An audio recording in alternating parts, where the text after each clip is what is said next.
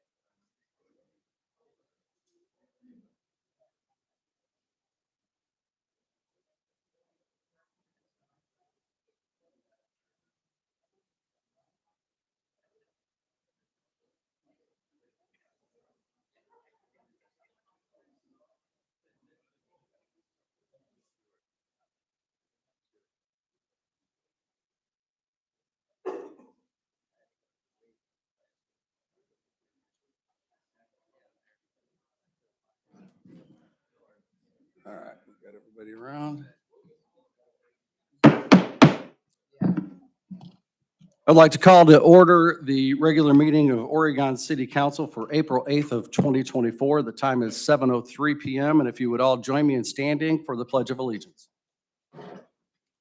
Pledge allegiance to the flag of the United States of America and to the republic for which it stands, one nation, under God, indivisible, with liberty and justice for all.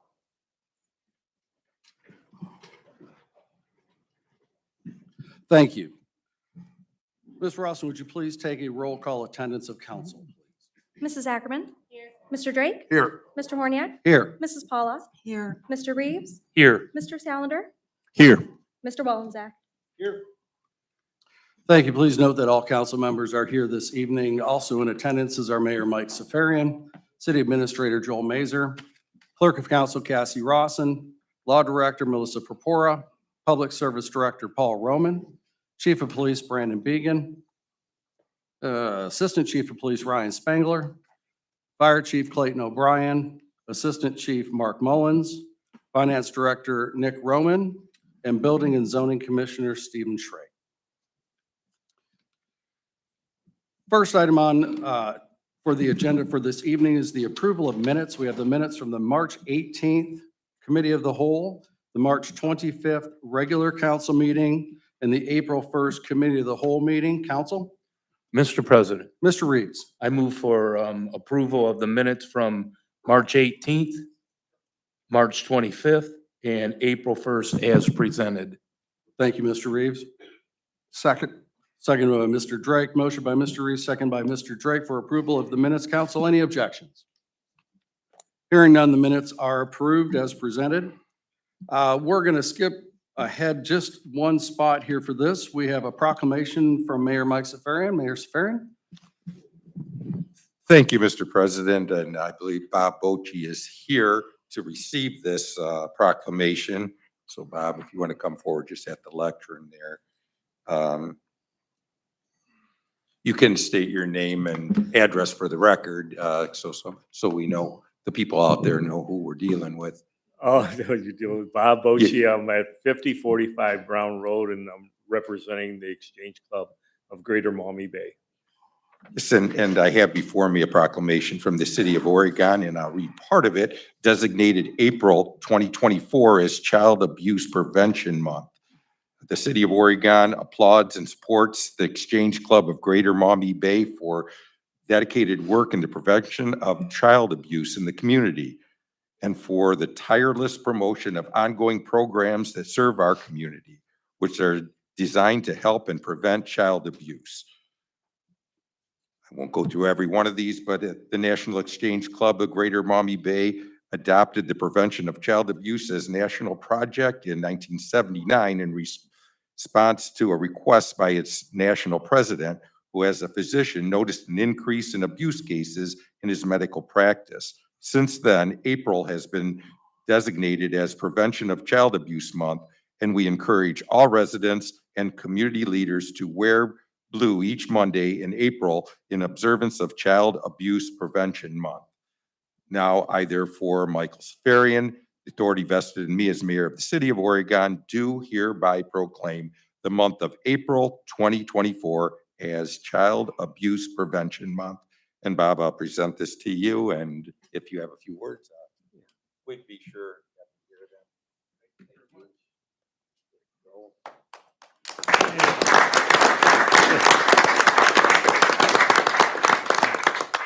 Hi, I'm Bob Bochy, and on behalf of the Exchange Club of Greater Maumee Bay, we'd like to thank the mayor and council for recognizing this proclamation.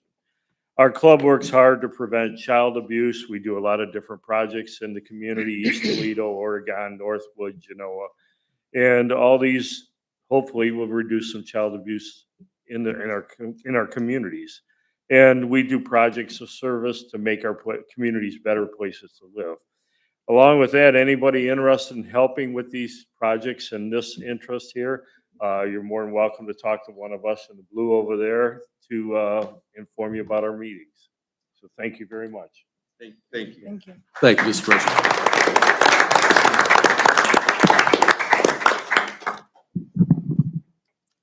All righty. Thank you all. Moving forward, we will move into our persons and delegations, and we have pretty full roster signing to speak this evening. In the efforts of that, couple just headlines, notes we'll make for everybody. We're going to try to limit everybody to about 3 minutes, 3 to 4 minutes. At about 3 minutes, Ms. Rawson will kind of wave a hand, let you know. We'll ask you to kind of start finishing up just to make sure that we give time available for everybody to share their comments and concerns for this evening. And the other part is I would ask you to make sure that you're addressing your comments to council and to the administration, not to each other within the audience, making sure that we're dialoguing back and forth to us just to keep it moving forward as a business meeting. With that said, the first person on the list to speak is Philip Cervantes. And Phil, if you just say your name, your address for the record for us, please. Okay, I'm Philip Cervantes. I live at 1440 South Stadium Road, and that's in between Pickle and Brown. And I'm here about the ditch that's located in front of my house. During the summer months, as we know, you cut it more than once, the ditch gets clogged with weeds, cattails, everything else. They get as high as the crest of the road. And as a result of that, water will not flow. And then, fortunately, we do have the city of Oregon will come and they'll use that tractor with the articulating arm and they'll cut both sides in the bottom. But what happens? That the weeds fall to the bottom of the ditch. Once again, the ditch fills up with all the weeds and everything else. I don't have an answer. But what I would like to do is work with somewhere, because I used to cut that ditch by hand with a hand lawnmower. Okay, I'll be 81 this year. I'm a little too damn old to do this now. But anyways, I'd like to work to see if there's something we can do. I just called to see if I could have the ditch cleaned out. Either put a tile or make it on a regular basis to clean the ditch out. And that's what I'm here for, hoping that we can stop this water from stop flowing. The water stagnates. I had to call Lucas County to come and spray it because the mosquitoes were atrocious. And I know that Mr. Drake knows it well. But that's what I want to do, is I want to work with Oregon, but what can we do? Because obviously what we're doing now doesn't work. And put maybe the cleaning of the ditch on a cleaning basis of every other year or every 3 years or something, just to maintain it. And that's about it. Any questions? Mr. President, Mayor.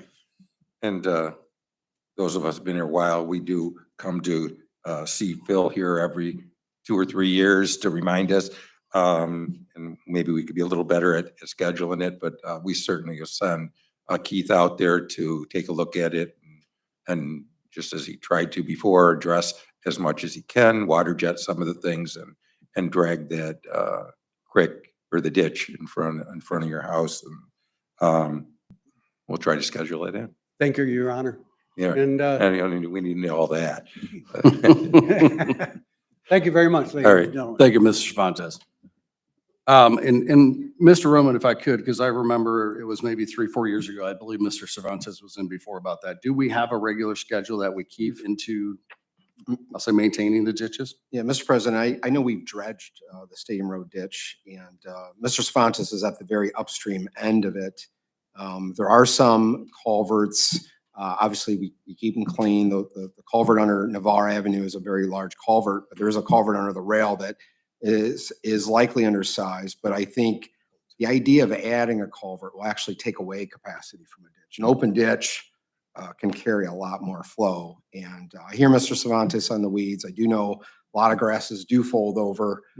If it's a matter of cutting or maybe removing the debris and then letting it sit in the bottom, maybe that's dragging it. And there's other things that we can do better. But we have dredged it. The last time he was here, we did dredge it. We did do some major cleaning at that time. So.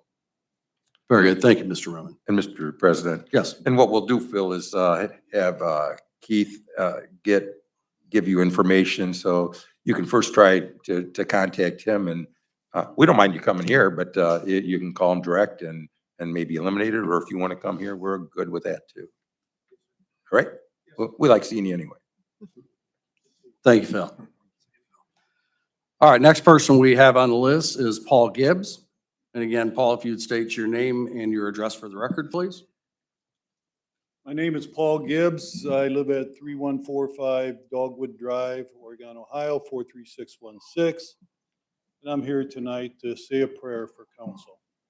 I thank all of you for your service. I thank you for your dedication to the community. And I know your burden's heavy at times, and I know that God can lighten that burden. And I would like to just say a prayer here. Our Father, who art in heaven, hallowed be thy name. Thy kingdom come, thy will be done on earth as it is in heaven. Give us this day our daily bread. Forgive us our debts as we forgive our debtors. Lead us not into temptation, but deliver us from evil.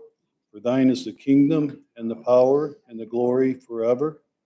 And Father, I just want to thank you for displaying your majestic power today by blocking out the sun for that short time.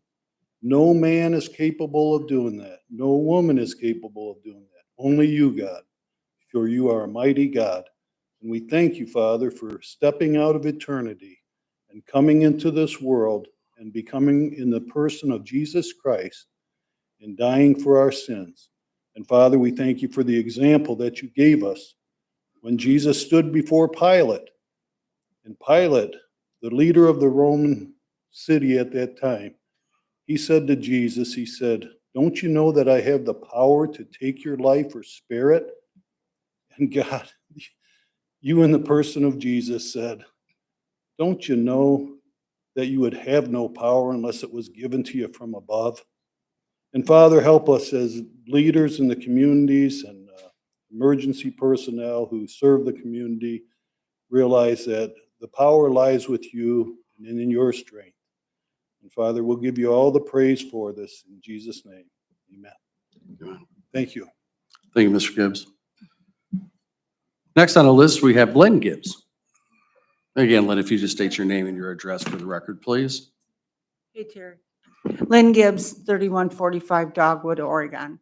I just wanted to say something. I am not privy to everything that happens in council, nor, I guess, do I really want to be. But the few times that I've been here, or several times that I've been here, it seemed to me that the elected officials on council did not all have the same information. Some look shocked at some things that were said by the mayor and by Joel. And I'm up here to say that the voters of Oregon voted for the people on this council. You included, Steve. And so I pray that you all are passing information to every single one of these elected officials, because we've chosen them to make decisions for us. And they cannot make decisions for us if they don't have correct information. So that's my schmeal. That's all I have to say. But I pray that Paul and Stephen and Beth and Steve and Dennis and Kathleen and Terry all receive the same information to make wise choices and vote correctly to serve us, because that's what their job is. Not to serve the city of Oregon, but to serve the voters that elected them. That's all I have to say. Thank you, Lynn. Next, we have Tom Lambert. Again, Tom, we'll ask you to say your name and your address for the record, please. Tom Lambrick, 5238 Seaman Road. Do you want me to address my issue now, or do you want to wait till you get to that? You can go ahead and address it now. Okay. Again, I'm just going to reiterate what I said last week. You know, we really have some issues with the easement or the encroachment for that piece of property. You know, we have concerns about drainage.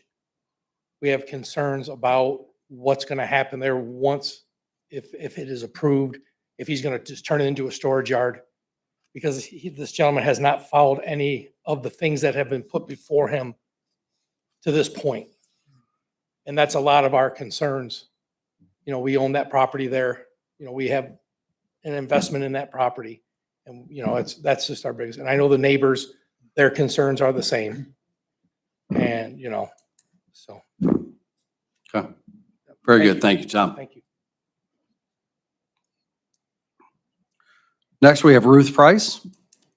Again, Ruth, we'll just have you state your name and your address for the record, please. I'm going to stand close to the mic because my voice isn't good tonight. Ruth Price, 5255 Seaman Road, Oregon, Ohio. Hello to everybody. I hope you will take consideration with the things I'm going to bring up tonight. The master plan. There was a big discussion about it at the committee, the whole meeting. And I thought it was a really interesting meeting. We were here 3 hours, but covered a huge area.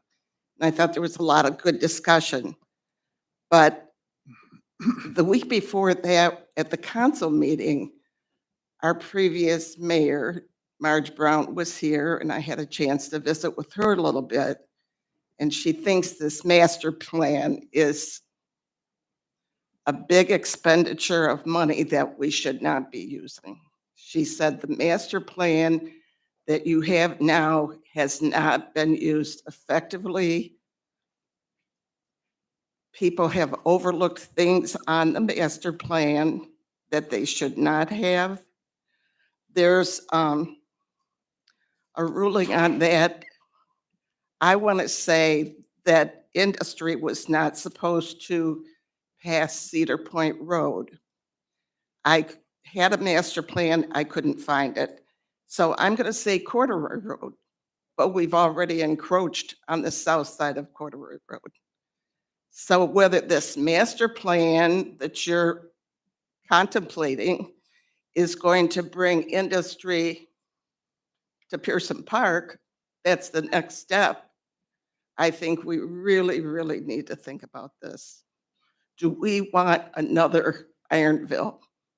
You know what happened to Ironville. If you're old enough here to even remember Ironville, it was a nice community until industry encroached on it. And the same with Birmingham. Birmingham was a wonderful area, and it's turned into a terrible place. I feel sorry for the people that still have to live there.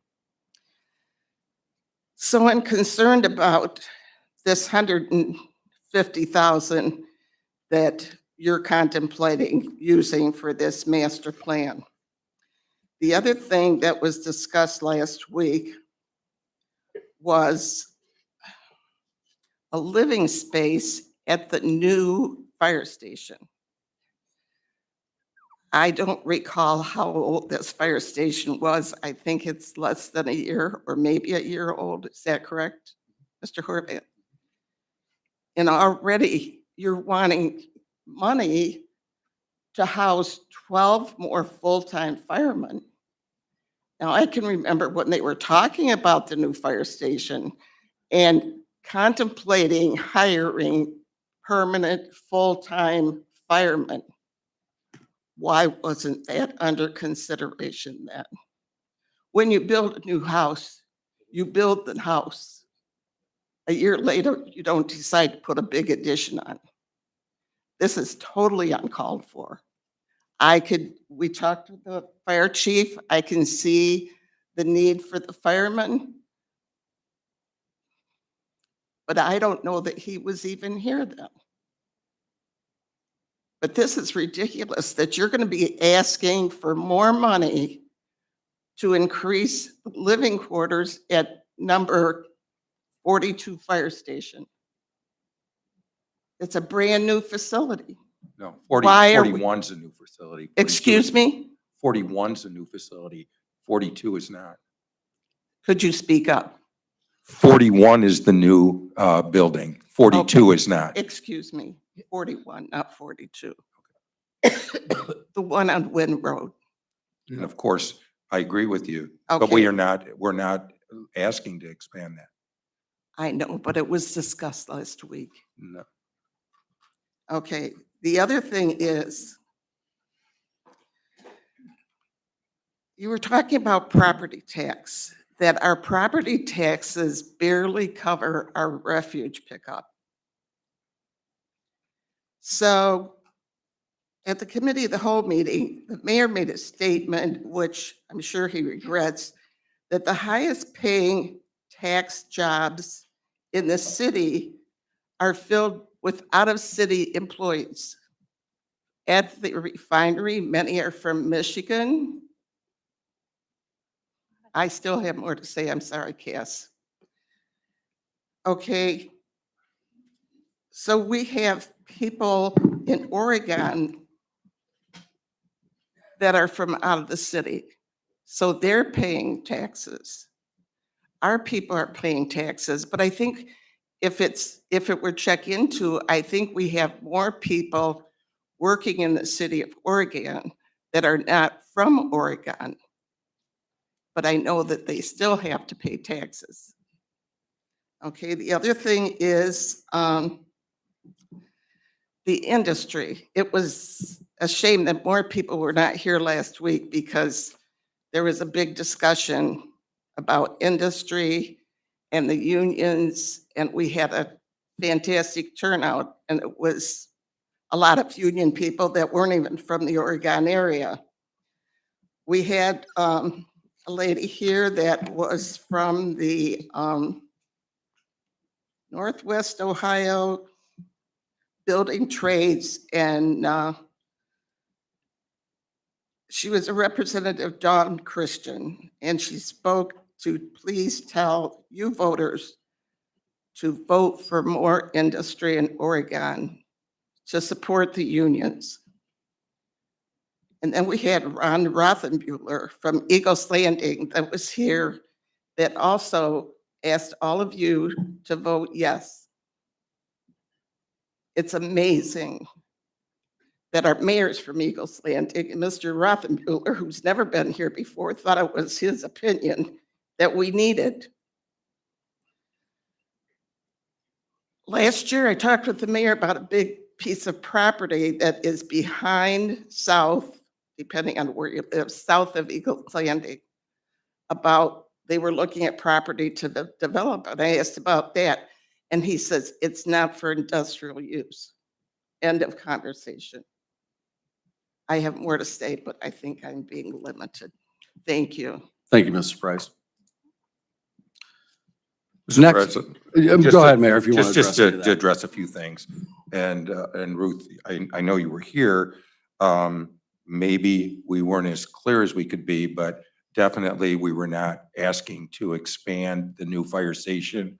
We were putting up a stairwell to just address storage there. That's it. The living quarters would be if we upgraded Station 42 or build a new 42 for living quarters for a full-time department. So that's number one. It really isn't. No, I've read it. Then to address, I wouldn't take, correct, we would upgrade 42 to create a living area. And that is not the new station. That is Wheeling Street. So, no, we wouldn't upgrade the upgraded new station. And further,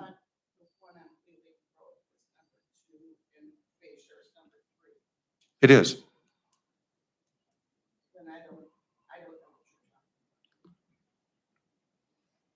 I can't make it any more clear than that. That fire station, you said we were moving to upgrade the new fire station. Not correct. The new fire station is 41. That is on Wynn Road. And we are not upgrading it to have more living quarters. It is sufficient. And we never said that. Well, there could be more permanent people there, but there's places already for them. It was designed for that.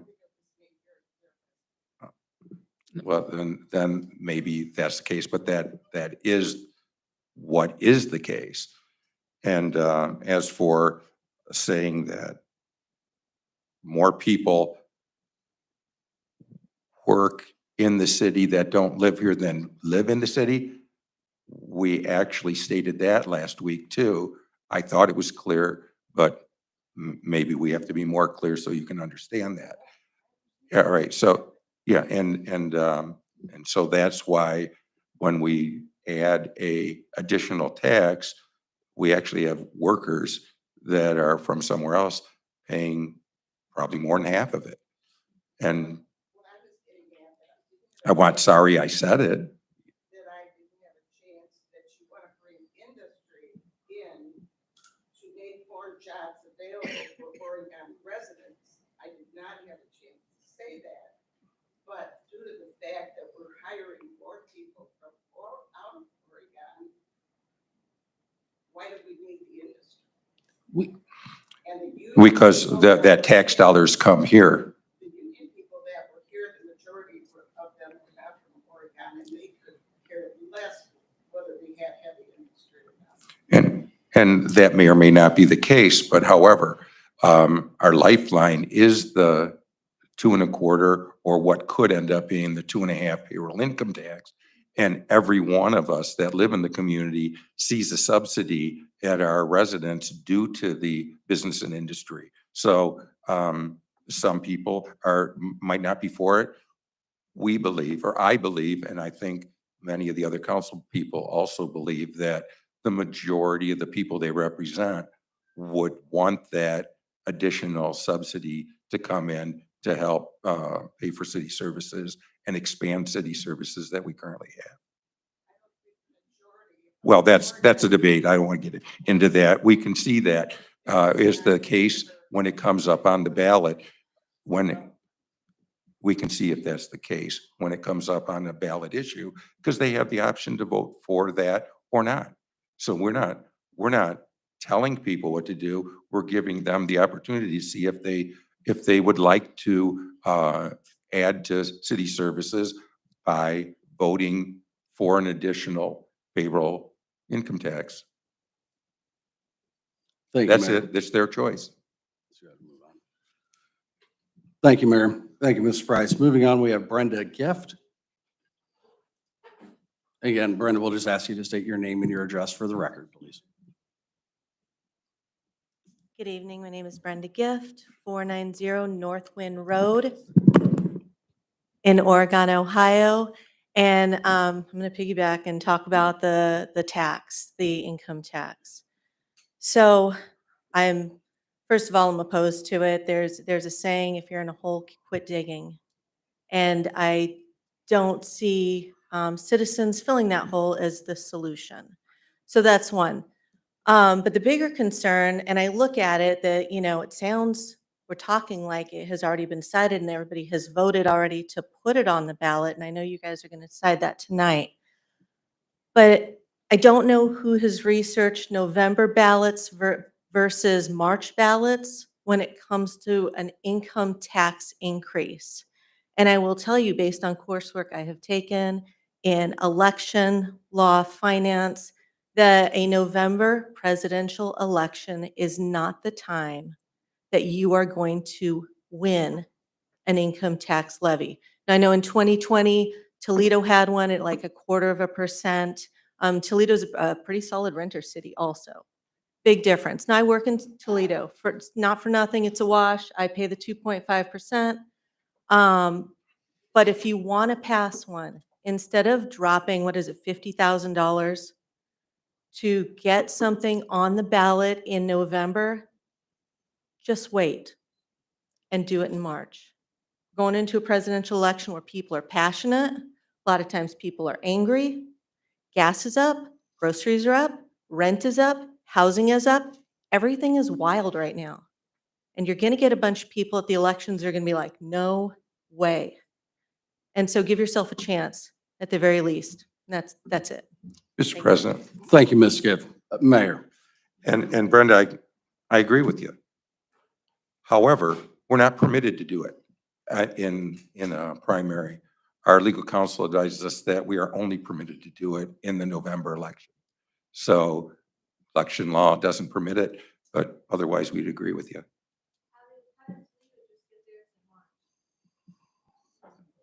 I refer to the law director.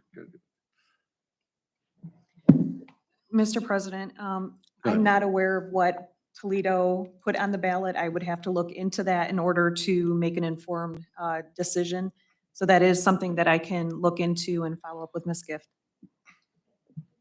Very good. Thank you. Next person we have signed in to speak is James Ellerbush.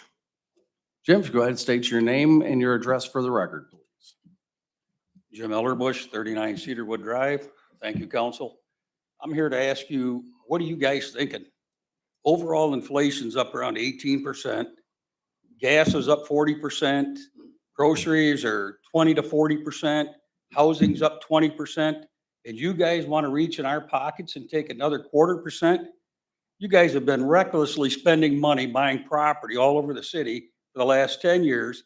And there's probably not a square foot of that property that's brought a nickel back to the taxpayer. I think you guys really need to think this through. You guys are spending wild like those clowns over at Disneyland in DC there. You need to back off on the spending and be more responsible with our taxpayer money.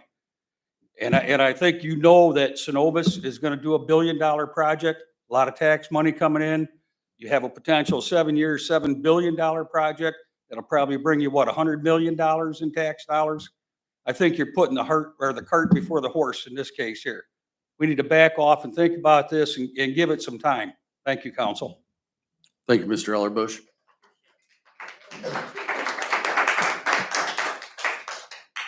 Next, we have Bill Lambert.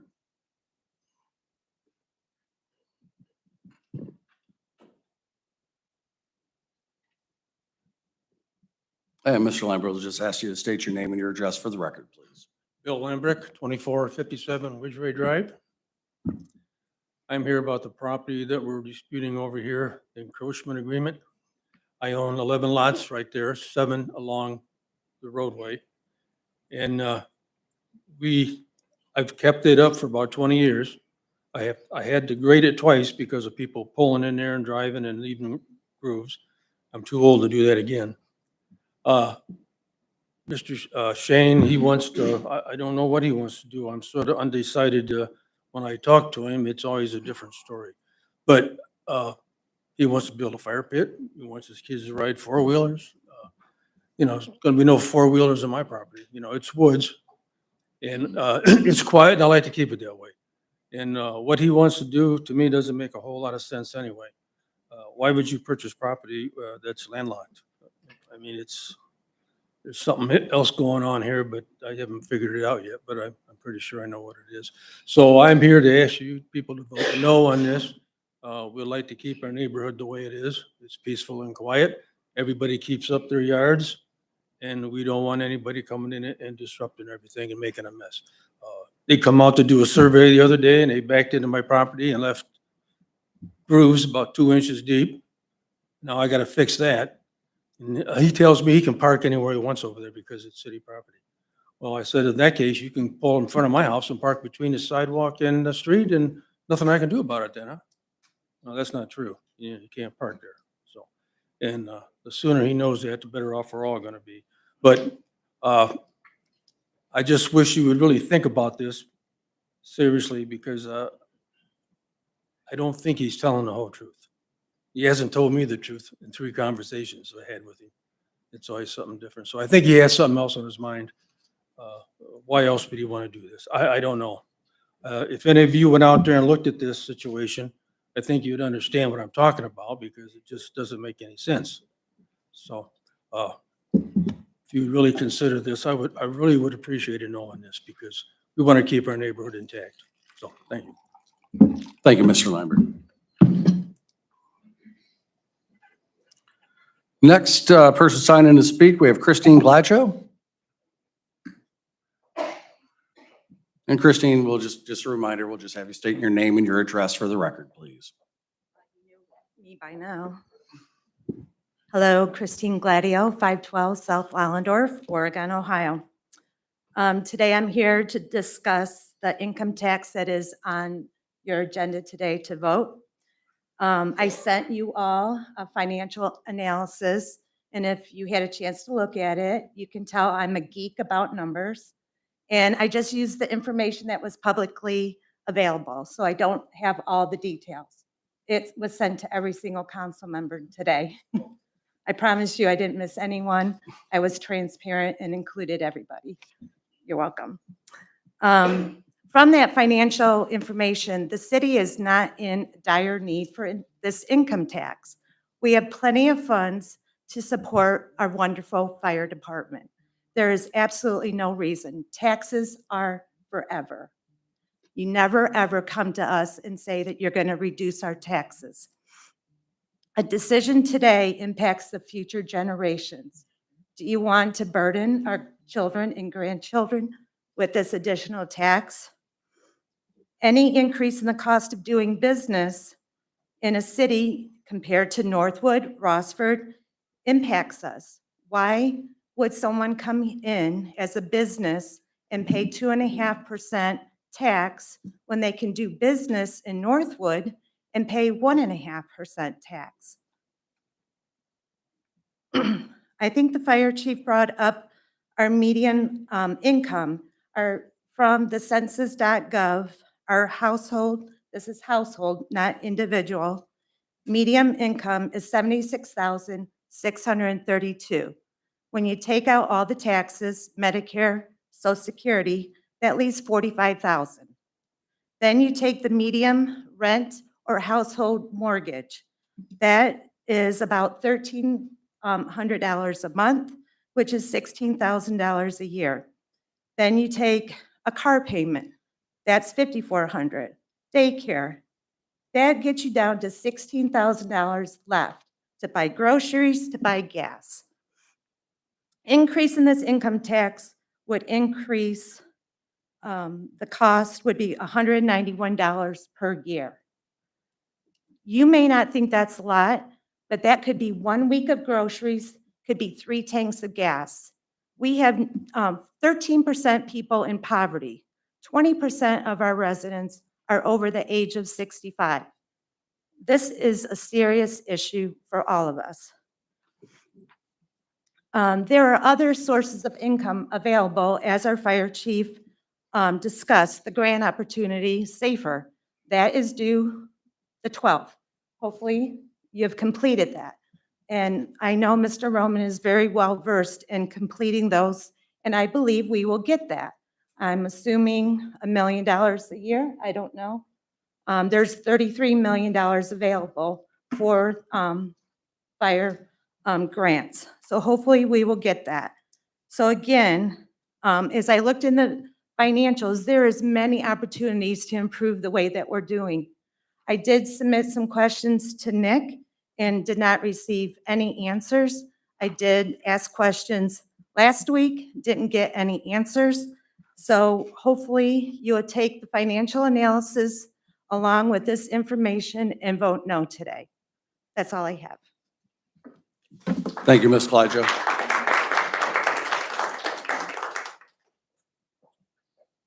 Next on the agenda, unless anybody has anything to respond. I think we Go ahead, Mr. Mazer. Go to. Yeah, well, I'll start, but I was gonna wait until we get to the discussion on the levy to hopefully answer some people's questions on what was asked. And just wanted to note that Nick did receive we did receive the questions. We felt that we were gonna have answers prepared today and present it to all of council. Okay, thank you, Mr. Mazer. Next signed in to speak is Deborah Baker. Deborah? Oh. No problem. I get you right now. Believe me, I get you. You want to use mine, Deborah? You're welcome to. Yeah, I was gonna say if somebody could, I'll be okay. could You assist. let me know if you can't hear me, but I think I talk pretty loudly. Deborah Baker, 3445 Pickle Road. I know I don't attend meetings very often, but I do read minutes and I do watch everything on YouTube and all the council things that I can watch. So I try to keep up to date. And as a resident for 29 years in the city of Oregon, I have several questions. I hope I can get them all in 3 minutes, but we'll see. The town center. I've already heard rumors. What's happening? Because it sounds like some things have fallen through. Now, we've been watching that town center for 3 or 4 years now, and all we've got so far is a road. And I just think we go to Perrysburg, Rossburg, all kinds of places. They can build stuff, it seems like overnight. You go there 1 week, go shopping, go back the next, they've got a new restaurant built. We can't seem to get anything but a road. And as far as a road in the town center, you can see I'm in a medical chair here. If you try to get down there, if you're in a position I am, you won't make it. And if you go down Navarre, you have to, or down, is it Dussel? You have to go back and forth across the street because this side has sidewalks, this side doesn't. This side has sidewalks, this side doesn't. It's a mess. But I would like, if we ever have that town center, to be some consideration as to how to get there. If you're in my situation, I mean, we could take a car down there, take a lift down, but my idea, I only live a mile away or less. It would be nice to be like a sidewalk, go all the way down there. And as far as the industry that you're wanting to put in, that we're spending all this, want to spend all this money for. I may be stupid about industry. I may not be up to date, but if I'm interested in property and I'm going to build a house there, guess what? I'm going to have to pay for it. I am the buyer. Why are we buying property? If they're that interested, let them buy the property. If they're that interested in it, I think they should put out the expenditure. Why should we pay our tax dollars for it? And I'll ask a bunch of questions. You guys can respond afterwards, I guess, because I just want to get in my 3 minutes here. And also to say I'm very much in support of the senior center. I don't know how it's being paid for exactly this year. I know that it's coming out of the general fund. I know there's some concern. I go there quite often as to I know Paula's here. She's under a lot of pressure to keep expenditures down. And I know we've tried to contribute. Some of the members have tried to contribute to help out and whatever, do what we can. But that is a needed service. We have a lot of elderly people here in the city of Oregon, and it's good to get out. It's good for their mental health. It's good for, just all over, for keeping them busy. We have classes there. It's great. I love it. So I just want to say I'm in support of that. However we get to pay for it, I'm in support of it. And I'm going to say what some of the other people have said too, that I think there's way too much secrecy here, guys. There seems to be a lot of people that don't know what's going on, and that to me concerns me because I watch the meetings and I'm thinking, wait a minute, you guys don't know what's going on and I'm supposed to put my confidence in you? I can't do that. If you don't share your information and know what's going on, I don't have any confidence that, you're going to do what's right for us. And as far as the master plan, putting out money, I'm sorry, I don't see it because we had a master plan before that wasn't even followed. I mean, some of the stuff is in there. I mean, where the town center's at wasn't followed. we pick some place completely different. And I see that town center anyway. I'm already worried about it because the east side is encroaching. I see property values going down closer you get to that, where that's at. And Navarre Avenue is atrocious. The parking lots on a lot of those places aren't kept up. The landscaping is awful. I mean, they don't cut their grass. There's weeds higher than the bushes. It's a mess. And to me, I don't know, you guys, I know I don't have any control over making people cut their grass and get their pavements done or whatever, their parking lots. But if we can't make the people that are there keep their property up, I mean, what chances do we have really? I mean, you go down through there, it looks terrible. I know. I'm trying to rush here. Let's see, what else says it? And I just heard the mayor say that they want that extra 0.25% to, I'm trying to remember how you said it, to increase the services. What in services are you going to increase for us?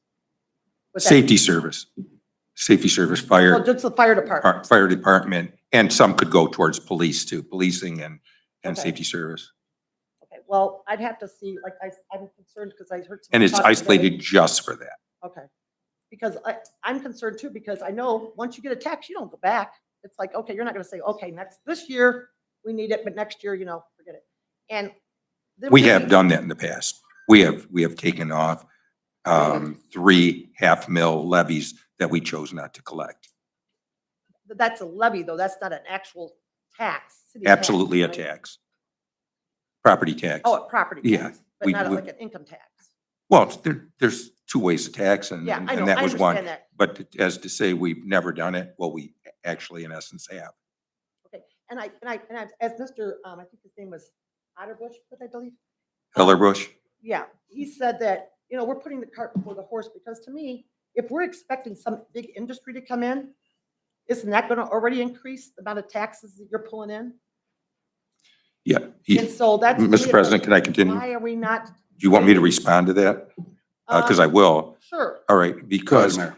what we were hoping to achieve is to attract something like that. And if it has approximately 5 to 6 year build out, it'll be 6 or 7 years before we get that tax revenue dollars.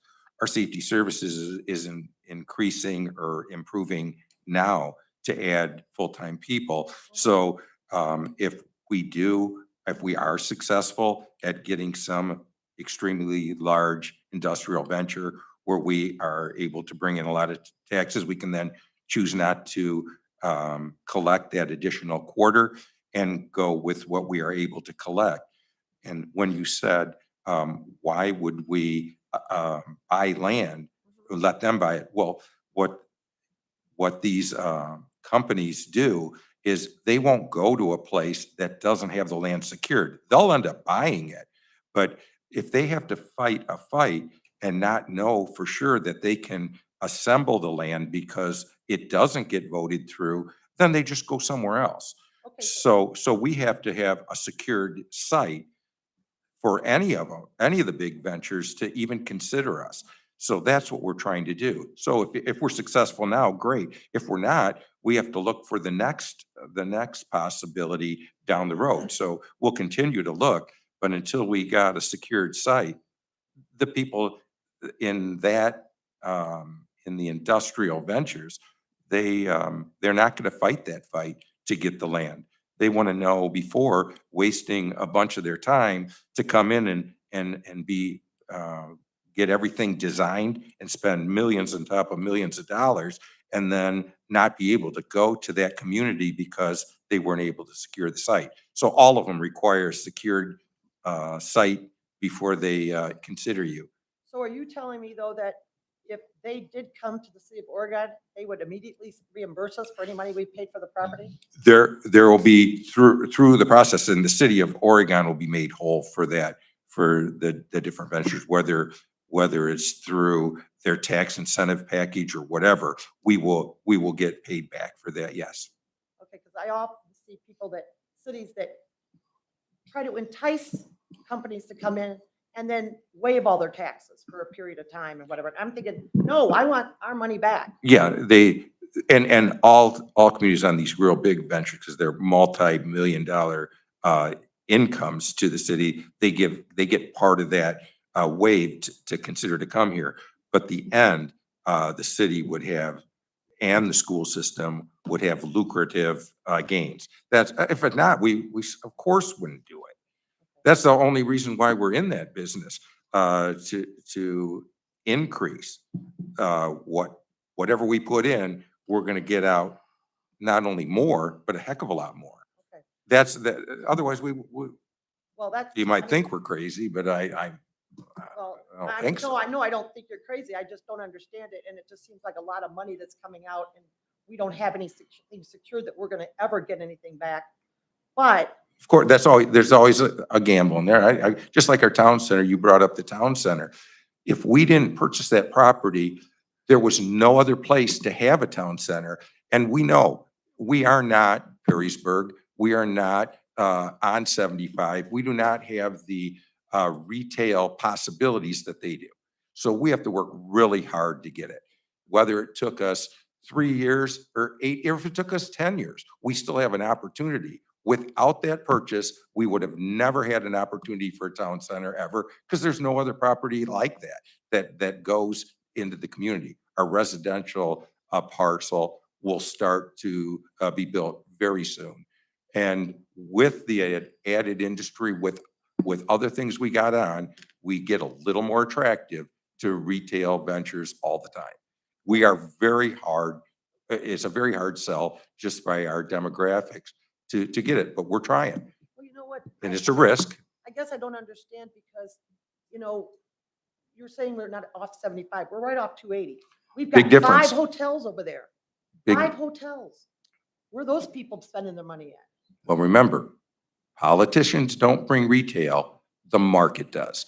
And if they think they can make it here, they come. If they don't, they don't. So if they thought the marketability of putting one of their investments there would pay off, they would be here. We have a lot of them that are close. They say your numbers are close, but they're waiting. So we don't get to control it. No weird. politician could come in and wave a magic wand and bring them here. Well, it's We weird. have to create an atmosphere that they can be profitable and make their business work. It's weird though that the hotels felt that they could make it profitable. And that many of them in a short period of space, they could be profitable, yet restaurants and stuff and retail can't be profitable. It just seems strange to me. I don't understand that in my head. How can We you have don't, 5 we don't hotels? send them away. It's, Right. we're trying to attract them all the time. Right, but I And wonder if how they're, they if felt they, attracted, but oh, other so the places- hotel business does a different type of marketing, and their demographics might be different. They know that people come in here traveling to go to the next town or whatever. They see the demand. Until the retail market sees the demand, there's nothing any one of us can do to sit here and bring your choice of what restaurant you want.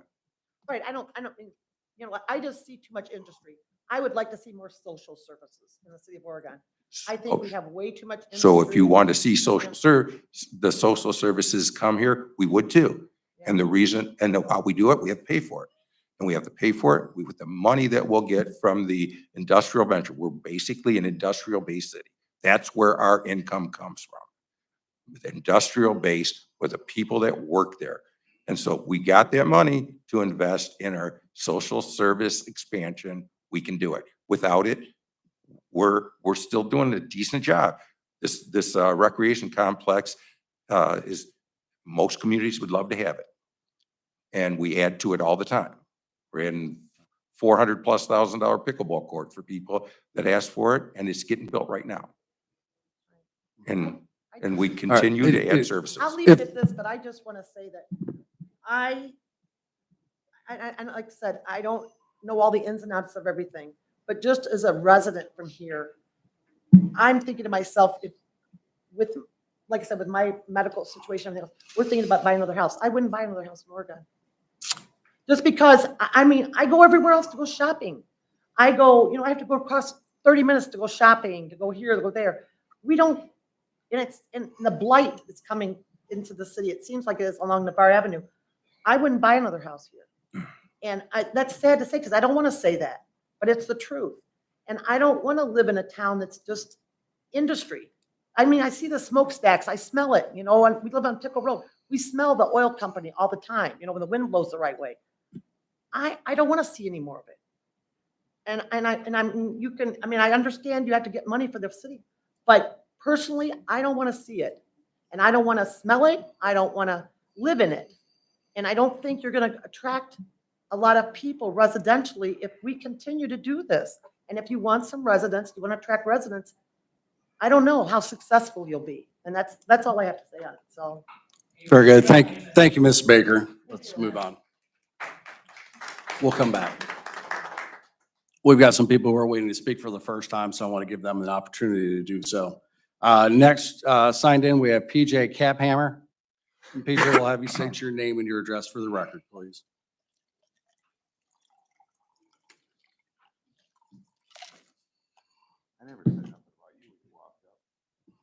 PJ Campham, 3646 Navarre Avenue. That's just the shit you deal with here. Let's try to keep addressing to But us. she said something snide to me when I'm walking by. I haven't even said anything yet. All right, we'll hear your comments, PJ. We're here for you. Anyways, you're allowed not to like each other in there. You're allowed to have different opinions of each other. I understand that. This process here is how government should work. The city of Oregon can't do any of this. All you're asking, if I believe I'm right, is to put it on the ballot for the voters. I mean, hypothetically, you could have council people who don't believe in this, but have decided to put it on the ballot so the voters can decide. You guys can't approve anything except to put it on the ballot for the voters. There's people elected up here that I wish they weren't. I got to respect it though, because the voters spoke and they deemed that they wanted them people there. This is how government works. I've had some discussions with good friends of mine, people that are in the room right now. This is how it's supposed to be done. Allow the voters to make a decision. You have 7 months. If you don't believe in the income tax, you have 7 months to put that out there and talk to anybody you want to about why you don't believe the income tax should be done. If you want it to happen, you have 7 months to talk to your friends and everybody you know to make it happen. But I just have a hard time. I would have a hard time if anybody voted no, because you're saying the voters aren't educated enough or you don't believe the voters should have a say in this. I have no issue. I'm not for this or against it. I don't know enough. I'll figure it out in the next 7 months if I'm for it. But I always support allowing the voters to make that decision and not council or mayor. I know when I vote in November, my vote is just as strong as the mayor's, the council people's. Every person in this room has the same power, one vote. And that's how government should be ran. So I'm not supporting this, nor am I against it. I don't know enough. If it's on the ballot, I appreciate having that 7 months to figure out if I'm for it, but I always support allowing, yes, you are elected to represent us, but represent us and let us make the decision in whenever it happens. That's what voters are for. That's all I had to say. Thank you. Thank you, Mr. Caphammer. We have Shane Mantufel. Did I do that justice? All right, we'll just have you state your name and your address for the record, please. Good afternoon, Mayor and Council. I'm Shane Mantufel, 2501 Bleecker Street. I'm owner of 14 properties in the Cloverdale Heights area that's adjacent to Bleecker Street. And so the reason I'm here to get an encroachment agreement so I will be able to access my properties, that 4 of the properties are buildable. From my understanding from everybody from the city and the commissioners, that these properties are buildables, so I would be able to build a home on them and to access my properties. I don't see no reason that there couldn't be some sort of agreement with this encroachment agreement to access the properties as short of landlocking me and not even be able to access my properties that I'm paying taxes on. So that's kind of the reason I'm here, but I wanted to squash all the rumors of that I'm gonna make this a storage lot, a motorcycle track, or whatever everybody's going on about.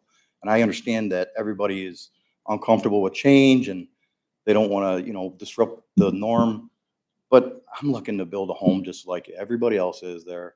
I'm not trying to disrupt anybody's properties or do anything else to disturb everybody else. So I'm here to answer any other questions. I'm totally visible in everything I'm going to do, and it'll be all submitted and permitting and things like that and be approved by the cities before I ever do anything. So that's what I had to say. Thank you, Mr. Mantufel. And I would say if you stay for the meeting, if there are questions when that item comes up, if you're willing to have that dialogue, we certainly would appreciate that. Thanks, sir. Last person we have on the list is Bill Myers. Bill, if you'd come forward, say your name and your address for the record, please. Bill Myers, 6810 Cedar Point Road. So the first comments are on the master plan. I listened to the meeting last week, and the previous master plan, I don't understand if all the minutes and all the stuff that was around from when we did the last master plan can't be found, but I have a stack from the citizens that were involved in that.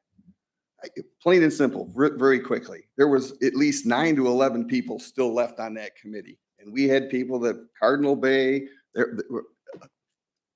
in town was represented at the beginning. The fact they didn't show up later, I'm sorry. I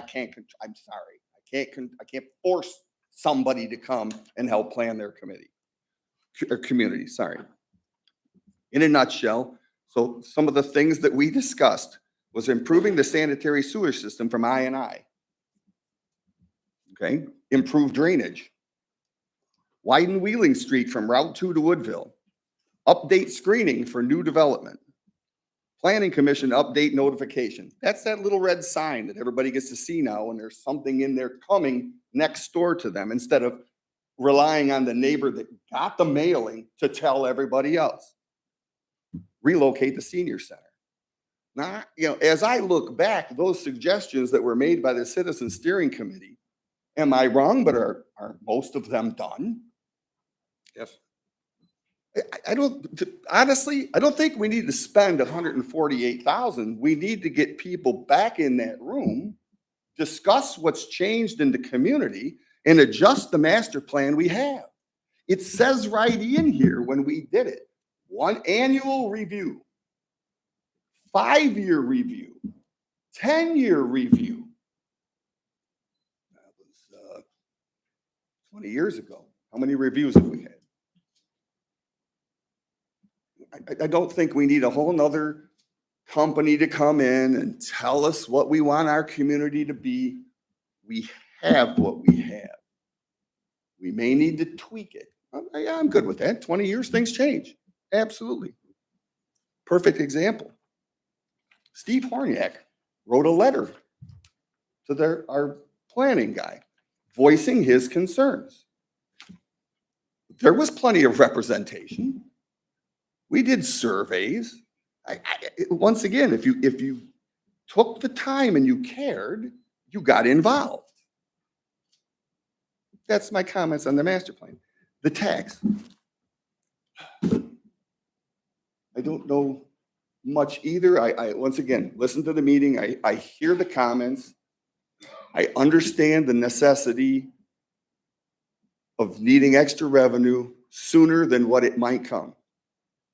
Let me post. I thought you were going to nail that last week. You got close. Because based on what I heard, you're passing it tonight. It's going to go on the ballot. Okay, put it on the ballot for a 5-year increase in the tax, or 6-year, or 3-year, whatever years you think you need that extra revenue. Put a sunset on it so that the people will say, "Oh, okay, we need this short term. Show your commitment to wanting to be open and then see what, I bet you got a better chance of it passing if you do it that way. Thank you. Thank you, Mr. Myers. All right, I'll give you a moment to readdress. I don't want to open the door to everybody, so I'll ask you to keep it brief, I Mr. just want to Elbridge. respond to the mayor's comments to this young woman about, on a multi-year project, you're looking at 5 to 6 years before you see an income tax. We know that's not accurate. As soon as that contractor's boots hit that ground, you're collecting income tax. A year later. Yeah, typically in the next year. Go ahead, Ms. Skiff. Please come forward to the microphone, though. I just want to make sure that you have good information. Issue 7, North Canton, Ohio, March 2024 was an income tax levy. Toledo was a .25 income tax. It was renewal. Delaware, Ohio, 2024 March income tax. Dayton, Ohio, 2024 March income tax, and Clayton, Ohio also. So unless we're under some penalty where they're like, no, you can't do it only in November, we should totally be able to do it. And I just want all of you to have really good information and really, be thoughtful, be strategic in what we do, and agree 100%. If you're going to do it, it should absolutely go to the voters, but don't spend $50,000 on a loss. Thank We you. don't have to pay for that, Ted. Thank you, Ms. Skiff. And I'll just say one thing, just in clarification. Typically, when you go on with a special election, the municipality, the city of Oregon would pay for the cost of that election. When it is part of another election, that typically isn't exactly the case. You're not paying for a special, the city of Oregon isn't paying for the entire process. There's just a Paying for none piece of of that goes on because it's part of another election of the nationals, just so you know, with the costing of that. Sure, thank you. Folks, this is gonna be the last one, Christine. I'm gonna give you about 30 seconds. I'll let you readdress. I don't want to open the parade because I do want to get to the business of hand. I think everybody's here to kind of listen to us deliberate and vote on these, so I do want to get to the actions tonight, but I will give you a moment. This is about the city center. I just want to clarify because there's confusion. The Kmart property, we do not own. We are leasing that, correct? It's a 5-year lease Lease with intent to buy. with intent to buy. So Correct. I just want, because we don't own it currently. And I think and then we've invested today, it looks like $16 million into this project. Into the Kmart property? Into the Oregon Well, City you're talking Town about the Center, Dickey property, the The- whatever.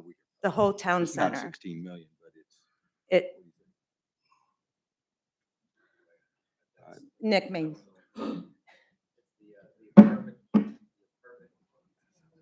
I was gonna say, I don't know if anybody in the administration can speak to that off the Yeah, top of we your head. would, we would have, I don't know what the purchase of the apartment property or the residential property was. That was before. Prior to you. I was just trying to help you out, Mike. You have it, Nick?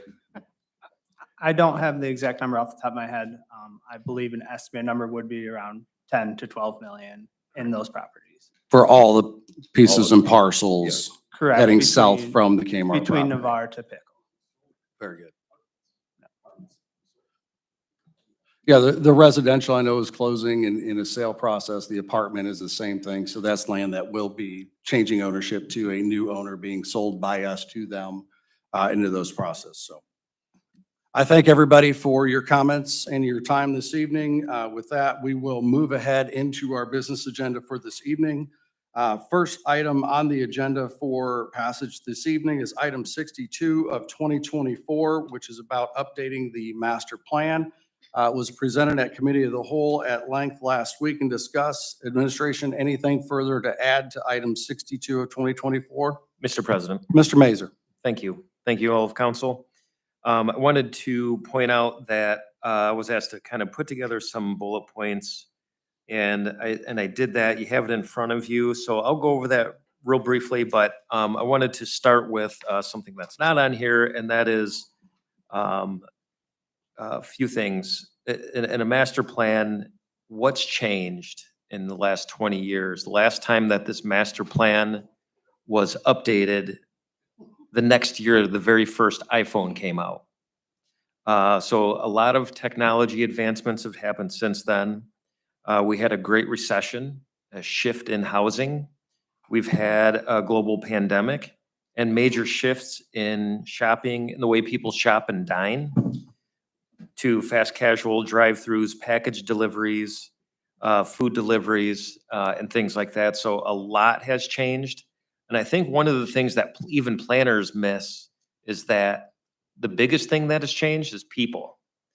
And what a master plan does, so I'll go through these and whether or not, and this is me, okay, so take it for what it is. I'm advocating for a new master plan and to move forward with this. I think it's the right thing to do for the city. Whether or not the old master plan was used, I think it was. I think it's proven that it was used. It still needs an update because of all of the things that have changed over the last 20 years, that there's a lot of adaptation that needs to be considered. But the biggest change is the people. And even the people that were part of the master plan in the beginning, 20 years ago, maybe their opinions have changed on how things are done now. And that's because of what's changed, globally, socially. Social media is another big change. I mentioned technology. So a lot of changes have happened over the last 20 years. I think it's very important that an update to this master plan actually takes place. But the purpose of a master plan is to provide a guidance document that embodies the community's vision, and to manage future growth and to adapt to the changes. The key here is that it's the community's vision, and that's why it's so important to have public participation and for this to be supported. Because without the support, you're not going to get the full cross-section of what the community wants. But this covers a wide variety of things: environmental factors, safety services, water and wastewater services, parks and recreation, which is a huge one usually, from my experience, transportation, zoning code, and future land use planning, which I think is the biggest item that comes out of a master plan. Housing and community, either new housing or revitalization or neighborhood revitalization. Branding, and economic development. So there's just a few of the big highlights and topics that are discussed on master plans. But the community input is so important. And it does touch on demographics, the median household income, age, gender demographics, the place of employment for residents, unemployment rates and type of employment, and things like that, and different patterns. So these are all inputs that get put into a master plan that are taken into account, just to kind of get the feel for what the update in the community, what kind of updates are in the community. Joel, if I may interrupt you, Mayor, and Ms. Purpura, if there's an opportunity or need for a discussion, would you want to step to the conference office to have the discussion off the floor so that we can allow Mr. Mazur to have full extent of the floor? Thank you. Please continue, Mr. Mazur. One of the big points that I wanted to mention is that for a master plan is how important it is for grant writing. And when a community supports, and it's in a master plan, when the community supports an objective that you can write a grant for, it makes it that much stronger. Without an updated master plan, it makes it that much harder. When you have a 20-year-old master plan, it's a little outdated. You can say it's in the master plan, but the more updated your master plan is, the more successful, the better chance you have of this scoring better for your grant. So I do see the value, and I know that it's hard to describe it. I've lived it. I've in writing grants. I used to where I've been before. When I can cite the master plan as a key source material for what the community needs and what the community wants to see, that granting agency and that grant administrator sees that and knows that the community will support it, and whatever project it is that they would be granting funds for, they would be very supportive of. So that's why it helps grants score higher, if that makes sense. So outside of that, that's all I have to add. I know I reiterated a lot of things. Sure. But I think it's important because, there are a lot of new faces. There might be new people listening in on what's being discussed, but, I'm happy to answer any questions that anybody has. Thank you, Mr. Mazur. Council, any questions? Mr. Horniak? Mr. Wallenzeck? Thank you, Mr. President. Mr. President, this week I was able to have a conversation with Ms. Bruce Price. She called me and asked me specifically about the master plan, the process that we went through to select OHM to do the master plan. And Ms. Price, I went and spoke with Mr. Roman to make sure that you got the proper information. So I'm going to ask him to answer. I gave him your questions in regards to the multiple companies that were there, how we selected OHM, and the process and the pricing that you asked me. So I wanted him to address you on that. Thank you. Thank you, Mr. Walzak. Go ahead, Mr. Roman. Thank you, Mr. President. And as Mr. Walzak asked me that last week, when we hire a professional services contract, any professional services, if it's more than 25,000, we are obligated to advertise for qualification statements. And we'll give them the criteria that we're looking for. A lot of times we'll give them examples of the past comprehensive plan and the details that we're looking for. Mr. Schrake was definitely involved in that. But we follow Ohio Revised Code, section 153.69. You are to take the top 3 consulting firms and rate them and go through their qualification statements. And when you come to the one that you believe is most qualified, you actually negotiate a contract for those services. And with the 4 that we had received, OHM was one of the 4. You had McBride, Dale Clarion, Envision, and Kleinfelder. And I think I gave my view last week, but OHM had a lot of local area projects, Perrysburg, Avon Lake, which is a great city.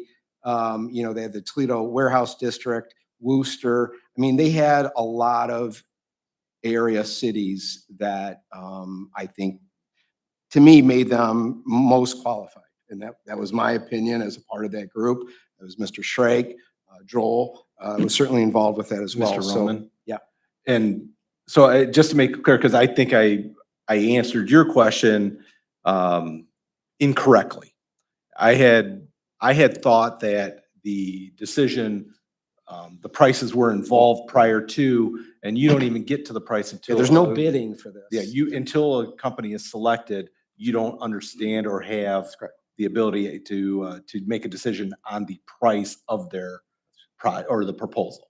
That's correct. And I just wanted to make sure that you were aware of that. Thank you. Go ahead, Mr. Roman. And Mr. President, I do appreciate Mr. Myers coming tonight. He was definitely involved with the last comprehensive plan, and I certainly was involved. You know, sometimes we're not as good at marketing the good things that we do. Bill just reminded me of a lot of good things that plan provided. And I think when you look at an updated comprehensive plan, you're not just throwing away the old plan. You are using it as a basis. There's a lot of things in there that I think are very good tools that we still follow, and we would still want that in this plan. But things have changed. I mean, when you're purchasing things, I know I'm completely different. I know when I'm ordering clothes, it's by the computer. I mean, it's just no longer me going to the store. They don't have what I'm looking for. So I think our world is different on purchasing. That's just one thing. We all have a computer in our pocket. We didn't have that 25 years ago. So things have changed. And I'm not saying throw away the original plan. There's a lot of, we rewrote it to be used as a tool, and we did use it. We did use it. Here's the problem back then. We did have a very good group involved. You're right, Bill. There was the people on the west side, the more urban area kind of fell off at the end. It was more the residents on the east side of the city. But it was well attended at the beginning, but I never felt like it was truly accepted by the elected officials at that time. So that was the biggest problem. But I can tell you and I've been through several administrations, we have used it as a tool. I mean, it's a valuable tool, but it needs to be updated. That's the problem. I hear everyone in this audience, great questions.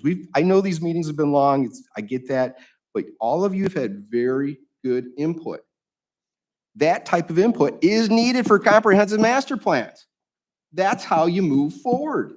I think it's wrong I get it. The dollar numbers are higher now. That's the reality to professional services. It's sky high on everything, but you need an update. You need an update. That's my opinion. Thank you, Mr. Roman. Mr. Wallenstein, anything additional? Mr. Myers, I'm going to ask you not to because I do want to get to the business at hand unless you have something absolutely relevant and pertinent to that. I wouldn't have come up here if I did. I'm going to The give you, only thing I'll that- give you a brief moment. The only thing I don't like about the update that I've seen so far was when we did the last one, we put the steering committee and everybody together first. And the citizens were involved in picking the contractor because we wanted someone that had done a plan that mirrored our community. I don't care if they did some community here or the Toledo warehouse. I want to know if they did a community similar to Good ours. with ours. Thank you, Mr. Myers. Mr. Wallenstein, anything further? Not at this time, Mr. President. Okay. Other council members? Mr. President, Ms. Sacrament? I guess I'm surprised because of the advances in technology that it would cost that much because we can come together, through our technology so much easier. So the price really is a sticking point for me because it just, when you put it hand in hand with, hey, we're going to raise your taxes and here we're going to go spend this much money. And I'm really trying to understand that, how to keep those things separate. But that's not how everybody that has a budget in their household can look, looks at money. What was the original price? I know it was 20 years ago, but does anybody know? Yeah. Oh, okay. I would say I remember roughly about $100,000. I thought it was $100,000. And that was 20 years ago. Okay, and just to clarify that this contract says that the price can go up if we change anything after they make a presentation. And, so that isn't set in stone, that final number. That 148 is not set in stone. Bart, It can go up, That's right? correct. Well, it can go down too. It depends on how many meetings you have and. It can go and- down? Yeah, there is a scaling, I'll say input, output cost to that. And again, if we It's an as a assumption. collective group wanted them to rewrite it or change something or do something different, yes, there would be additional cost to doing that. Okay. But the good faith estimate is that the $148,000 covers everything we need to do. Okay, thank you. Thank you, Ms. Ackerman.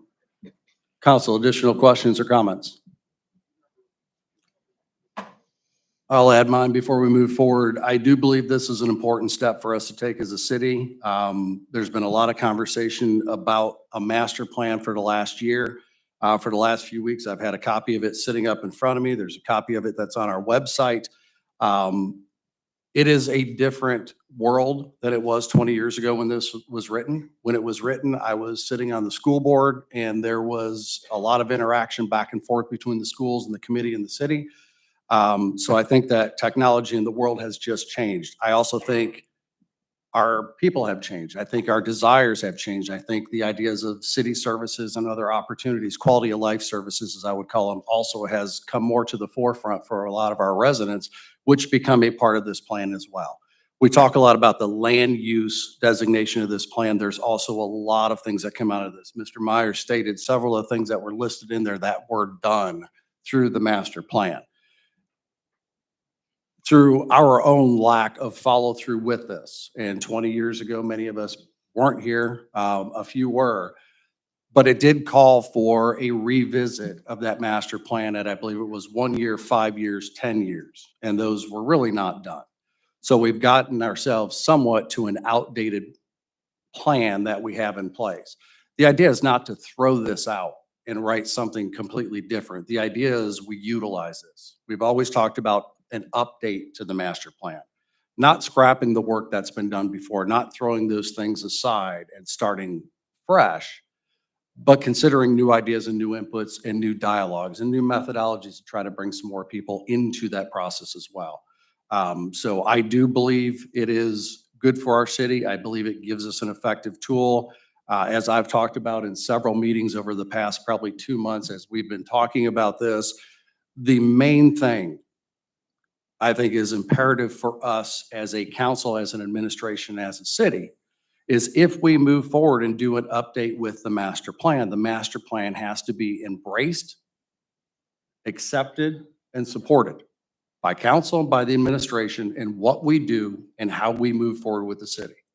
This is our community's voice in saying this is what we as a community want our city to be and the path we want ourselves to be on. And it is our role to help provide that. So I think we do need to utilize that. But most importantly, we can't do a plan, put it on the shelf and say, okay, we got that done. It's great for grant writing, but we'll never look at it again. Right? For anybody who's owned a business, first thing you do when you own a business is you write a business plan. Then you take it to the bank, and you try to get financing from the bank. And if you did a good enough job, the bank says yes. You open your business, you stick that plan in the drawer, and most owners never look at that plan again unless things get rocky. That's what we as a city did. We tucked that plan in the city. We used it for some things, but we didn't continue to update it, and we didn't continue to monitor and build on the plan that was there.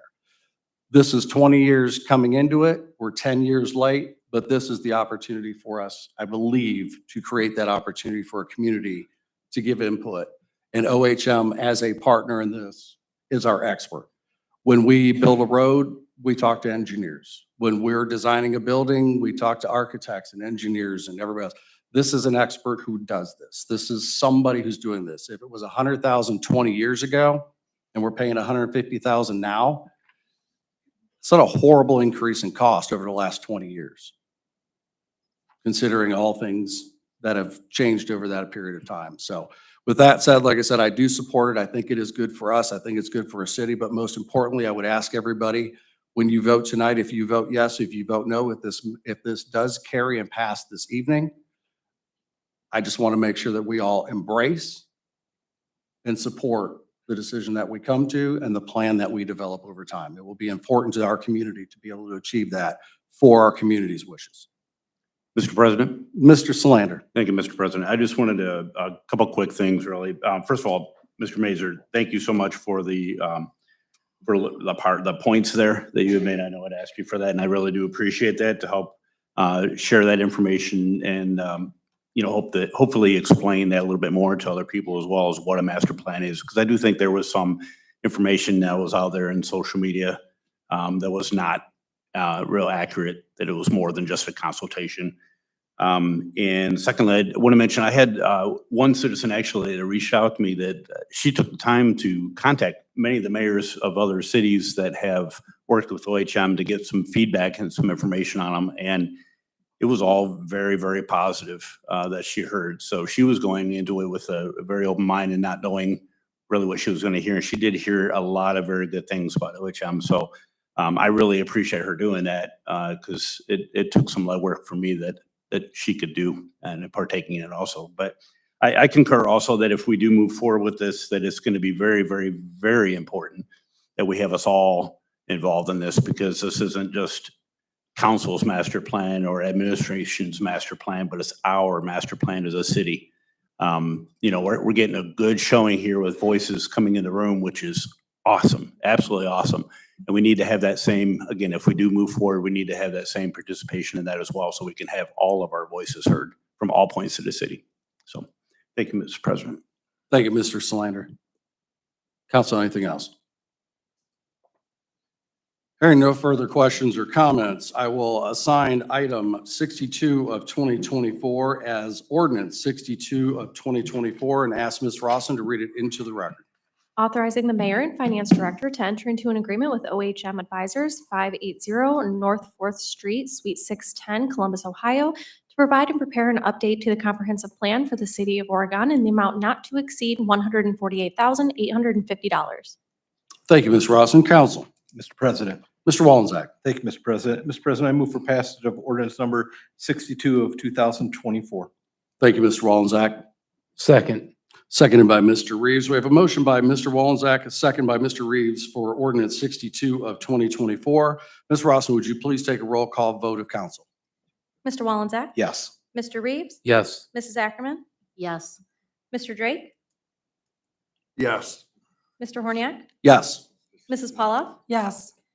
Mr. Salander? Yes. Thank you, council. Ordinance 62 of 2024 passes with a vote of 7 yeas and 0 nays. Moving on to the next item in our agenda, which is item 63 of 2024, which is in regards to the potential raise of the income tax. Mr. Mazer, I believe you wanted to speak to this? Yes. So please, you have the floor. Thank you, Mr. President.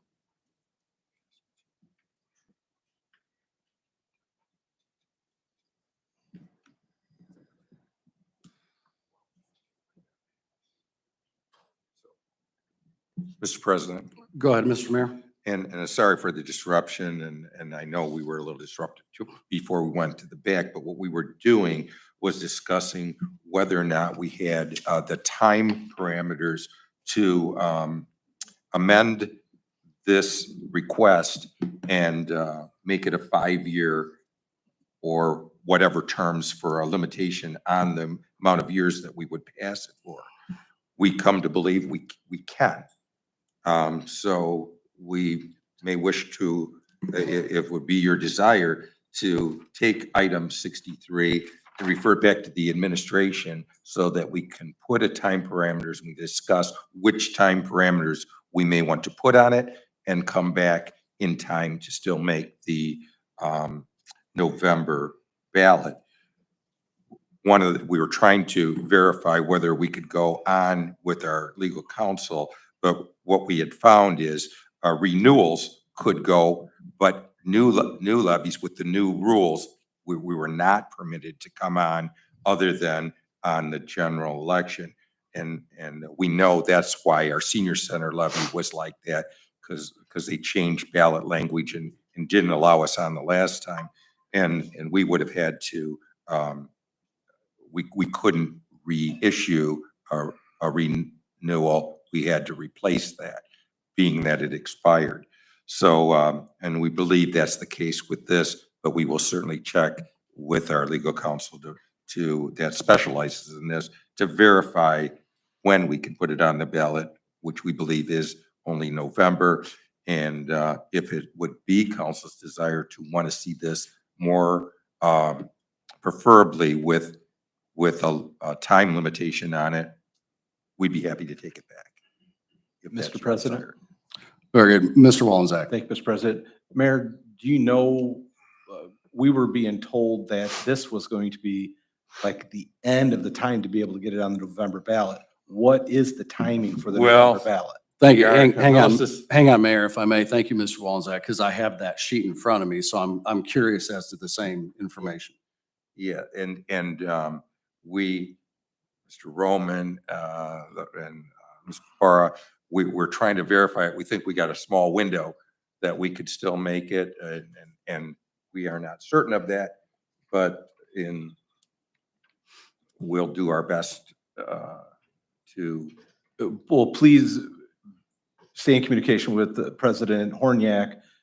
It may be a special meeting of council that has to be called to make sure that we meet the parameters if this is going to the ballot. I don't know if the members of council will put it on the ballot or not, but this is, the more time we have to consider and talk to the community, the better. So please get that back to us as much as you can. Well, Thank you, Mr. Wallenczak. Mayor? And if Melissa is back there still trying to, why don't you take the other items and give us a couple more minutes? And then we'll I was make going to use say, if there's no objections from council, let's, of- go to I'll say 64. hold on 63 to put it to the end of our agenda, which will allow Ms. Purpura to do some research. Are there any objections from council?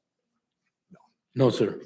Hearing none, we will go to item 64 of 2024, and we will come back to 63 at the end of our agenda before the mayor's report, assuming we have information and answers at that time.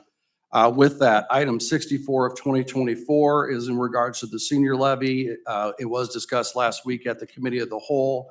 Mr. Mazer, is there anything from the administration to add? There's nothing to add.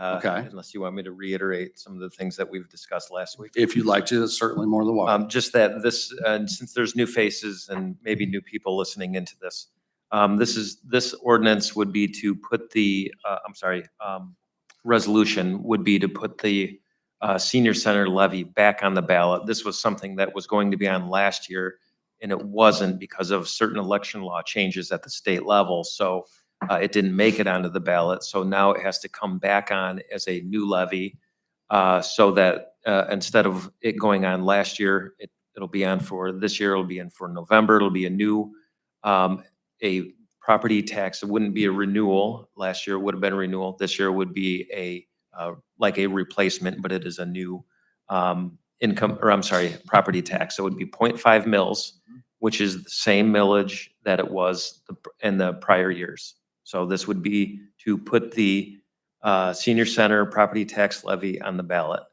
for the voters to decide if they want to keep the funding going towards the senior center. Thank you. Thank you, Mr. Mr. President. Mazer. Council, Mr. President. Mr. Reeves. Thank you, sir. I know there were some comments that were made last week that were not completely true about our senior center, and I believe if I don't want to put her on the spot, but sorry, Paula, but if Ms. Benton wouldn't mind coming up and to answer a few questions that were brought up last week about the lack of attendance at our senior center, and our numbers are down and people are going to the East Toledo Family Center, Senior Center, which I don't argue that there are probably some going, but every time I drive by the senior center, which I should probably be going to, I see a lot of cars there. And I know that there's people that are transported by the seniors, the senior shuttle bus, whatever, that come and go, and it looks like they're having a pretty good time. So Paula, would you be willing to come up and speak a little bit about it so we can get the right information out on the levy? Because last week we were told that there weren't many people showing up. Thank you, Mr. Reeves. Ms. Benton, yes, if you don't mind doing that. And just to clarify, as Mr. Reeves said, in the past couple of weeks, there were some comments about, I'll say, underutilization of the senior center, that it wasn't getting a lot of use, that people were migrating from our senior center to other senior centers because of lack of programming and opportunities. So yeah, I've been there on multiple occasions. I've seen that room full on multiple occasions. So if you wouldn't mind just sharing a little bit of your experience. I'm Paula Benton, and I'm the director of the Oregon Senior Center, and have been for almost the last, what? Pull the mic down. Oh. Yeah, just kind of leave. Thank And you. have been for about the last 18 years. So on a daily basis, everybody has to sign in and sign out. We just recently purchased a computer that you can swipe a card, and we don't have to manually do that anymore. But we range somewhere around 70 to 80 people per day on an average day. If we have particular extra things going on, events or whatever, it can well exceed 100 people per day. Monday is our quiet day, and we use that for when we have events at the senior center, that we have a day to plan and to use that. So you wouldn't see a lot of cars in the parking lot on Monday.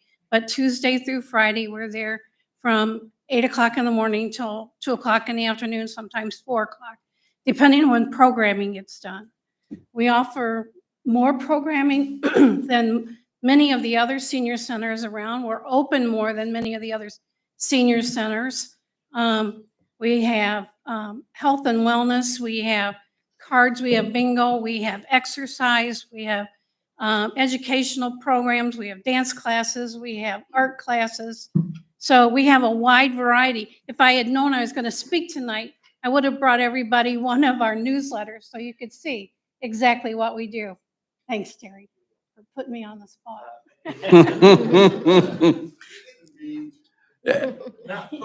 Just don't give him a deal on that membership card when he fills it out. Yeah, membership card. I'm costs going you. tomorrow. But we are experiencing a little difficulties this year because of what happened with our levy last year. But so far, we are making it. We have a lot of things that have changed with TARDA coming to town. we have a 14-passenger bus that is on the road all day long, to and from, taking people, doctor's appointment, medical appointments would trump any kind of buddy going to Walmart. We love to take them there, but if you have a doctor's appointment, we fulfill that appointment first, and then we make up later in the day for just the general type appointments that you have. We also have a small 7-passenger van that we take people who can't get into the bigger van. But with TARTA coming to town, that has helped alleviate some of our transporting. We're still at full capacity, but we're not pushing people off to come back the next day or having to have people change their appointments. The TARTA Flex is amazing. They pick them up at their home and they take them where they want to go, and they go across the river. We do not currently do that with our bus. We only have one bus. As far as people going to East Toledo, we do a lot of things in conjunction with East Toledo. We have events. Every year we have a Mother's Day tea, and we do that together. They host one year, we host the next year. We try not to plan our events on the same days, bigger events, so that we don't tread on each other's, because there's so many people that live on that side of Oregon that are closer to the East Toledo Senior Center than they would be where we get all of South Shore. We pick up people in Curtis, Lucas County. We get part of Northwood. We get part of, Wood County in general, that sort of thing. So we don't just pull from Oregon, but we have different funds of money that take care of those things. Through the Area Office on Aging, we are funded for anyone in Lucas County. For the Oregon levy, we're only funded for those people in Oregon. So it's a lot of tracking in that, but our membership since the pandemic, of course it slid, everybody's membership slid, but we are slowly regaining all of that back, and it's just a wonderful place to come. And I guess if you're not in that situation, you don't understand it. People with big families who have children and grandchildren, that's one thing. There are people in our city, a lot of people in our city, who don't have family and other people to help take care of them. And we help do those things. We provide lunch, we provide breakfast 2 times a week. And all of that is done through a suggested donation. No one is, forced to pay for things there and things of that nature. We have nurses a couple of times a week that come in and take blood pressures and blood sugars, things of that nature. We try to fulfill, anytime somebody comes to me and asks me, I had a request for many years, request for bridge. I tried and tried to get a bridge club together, and I just couldn't get people to play bridge. Well, lo and behold, this year we have a full bridge club going on. It's a change of the times. We do a lot of technology. A lot of seniors have cell phones and they have no idea how to use that. And so we spend a lot of time teaching people how to use their phone, to reteach them in a few weeks when they've forgotten how to do something. But that's what we're there for. We're there to service the senior centers of Oregon, Ohio. Paula, Mr. Thank you, Mr. Wallenczak. Thank you. Ms. Benton, thank you so much for stepping forward on your own accord. I wanted to talk to you about this year, without having the levy funds and the city helping out through our general funds to help support the senior center. You also have monies that come from the Area Office on Aging. Correct. And I know the Area Office on Aging is also on the ballot this November, and the importance of both levies, what that means to you. And did you get any increase in the AOA funding this year to help bridge that gap, that maybe the Area Office on Aging can continue to support that, and therefore our levy, once it's passed, can provide you more services than what you had previously? Yes, you ask a lot of questions in that one question. The Area Office on Aging supports the senior center, and for that we write a 4-year contract. It's a grant, but it's a draw type situation. We're currently approved for about $70,000. We use those funds before we use Oregon funds for most everything. So we exhaust those funds about 90%. I save some money back to use for Lucas County, like people in Curtis and the surrounding area outside of our city, outside of the residential area. So we do get money from them. We did have a carryover with the money that comes through the levy in Oregon. We do not have to spend every dime of it every year. So we had some in reserve, which we are using now to begin the year. We're also spending right now the funds from the Area Office on Aging. So, and then I have looked at everything and cut our budgets every way I know how. And you've to, done a good job, save Ms. money, Patton, and I yeah. apologize To for. make, I don't want to have to come and ask and ask and ask for money. And our members, our devoted members we have a membership. It's $25 a year for a single person and $35 for a couple. And there have been many, many people who have stepped up this year and have given so much more than they're asked to give. And Ms. Benton, what I was getting at is the importance of when we go to the ballot to support both levies.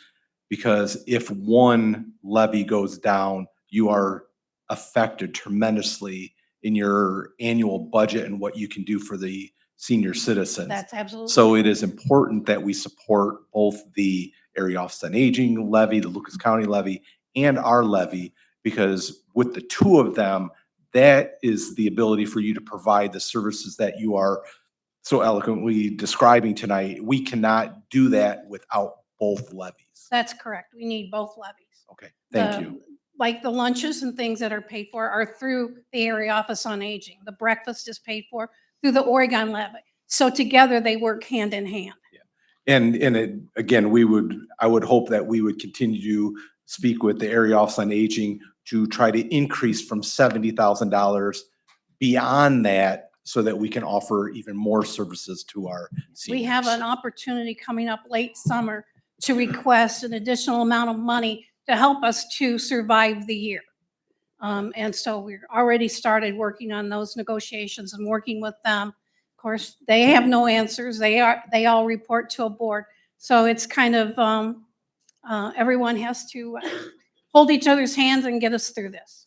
Thank you, Ms. Benton. All right. Mr. President. Thank you, Mr. Walzak. Thank you, Ms. Benton. Mr. Reeves. Mr. President. Yes. Go ahead, Mr. Reeves. Paul, I want to thank you, and honest to God, I didn't mean to put you on the spot. I just wanted you to put some clarifications to what we have heard in the last few weeks. So thank you so much. What I didn't say is I would invite every single person to come to the senior center to experience what we do, to see what we have, what we offer, and you're always welcome. The door is always open. Thank you so much. Thank you, Mr. Reeves. And just to echo again what Mr. Wallenczak said, it's important to note that if this resolution does pass this evening, it is going to be one of two items regarding senior citizens on the ballot in November. There is one for Oregon, there is a larger one from the Area Office on Aging. So there will be two different levies on the agenda for this evening. So that said, council, any additional questions, comments on item 64? Hearing none, I will assign item 64 of 2024 as resolution 64 of 2024 and ask Ms. Roston to read it into the record. Resolution of necessity to levy an additional tax in excess of the 10 mil limitation and declaring an emergency. Thank you, Ms. Roston. Council. Mr. President. Mr. Wallenczak. Thank you, Mr. President. Mr. President, I move for passage of resolution number 64 of 2024 as an emergency measure. Thank you, Mr. Wallenczak. Second. Thank you, Mr. Reeves. We have a motion by Mr. Wallenczak, a second by Mr. Reeves on resolution 64 of 2024. Ms. Roston, will you please take a roll call vote of council? Mr. Wallenczak, Yes. Mr. Reeves, Yes. Mrs. Ackerman, Yes. Mr. Drake, Yes. Mr. Horniak, Yes. Mrs. Paula, Yes. Mr. Salander. Yes. Thank you, council. Resolution 64 of 2024 does pass with a vote of 7 yeas and 0 nays. Moving on to the, We're ready. 63. You ready for 63? Um, All right, we're gonna go back to item 63 of 2024. Do you want a moment before you start this, or you want Yes, to just jump in? yes, I would, I would like that opportunity to explain to you what your choices would be. If you wanted to put a term, like a 5-year term, which we would be comfortable with, on this, after you assigned it an ordinance number, someone would have to motion to amend Resolution 63 for a 5-year term. As simple as that. And we got verification from our legal counsel that would work out fine. So just to clarify, we'd have to go to motion and second on the original Resolution 63. An amendment would have to be proposed, seconded, voted. If so, that was approved. You No would amendment just would have to be voted. You would just have to initially assign it an ordinance number. And then it could be amended before there was an motion. Prior to motion. Yes. Okay. So the amendment would have to come from a member of council for the amendment on 63. A second, we would go through a roll call vote. If the amendment was adopted, then it would proceed as the amended resolution. Yes. A little tongue-tied now. Yes. Very good. So if you'd like to, go ahead and present the options available as you've researched them. And by the way, Ms. Rapora, thank you. That's rather quick, being on your toes and finding information, so thank you for that. Mayor? Well, we had a decent amount of discussion on this already and from last week, and it is just what it is. The additional 0.25% to go for safety services only. And it would allow us to proceed with improvements and adding personnel to the fire department initially, and with additional services that may come into the police department also. Chief is here to you'd have to give a little short synopsis of what you did last week. I don't want to recreate the wheel there, but a little deliberation on why we are here with this. So Chief O'Brien. Sure. Thank you, Mayor. Chief O'Brien, go ahead. Mr. President, thank you. So tonight, just to discuss a little bit of a recap of last week, we talked about why and what the need is. This all established initially with the community-driven strategic plan, which called out some of the goals within our SWOT analysis. So the strengths, weaknesses, opportunities, and threats. And during that stakeholder meetings, that's where we did identify that the weakness within the fire department was at that staffing levels. Due to the fact that majority of our run volume is located up in District 2 by more than double of what we have in District 1, which is in Station 41. So just a little bit of clarification. I'll answer a few of the questions that just kind of came up, just so everybody's kind of on the same page. Is that to Mrs. Price's question about the fire department, there was just a little bit of a misconfusion there. The addition of a staircase and a railing is at station number 41. No additional housing or anything there. That's what the improvements are at station 41. And that has a completely separate incident or issue of what we're talking about here as far as the staffing levels go. With the staffing Mr. level- President, Yep. may I please? Mr. Reeves, please. Chief, I am so sorry to interrupt you, but could you, what is confusing not to us, to some of our citizens is when we say 41, 42, and 43, could you say Wynn Road or Wheeling? Because that's where the confusion came up last week. And it's also came up again this week. They're not understanding that, what numbers go with which. So if you would please, that would be greatly appreciated. Sure, no problem. Thank you, Thank Mr. you. Reeves. Please continue, Chief. So again, station number 41 is the brand new station located on Wynn Road. Station number 42 is the station that's on Wheeling by St. Charles. So this proposal here, or for the increase, would allow the fire department to hire 12 additional fire personnel.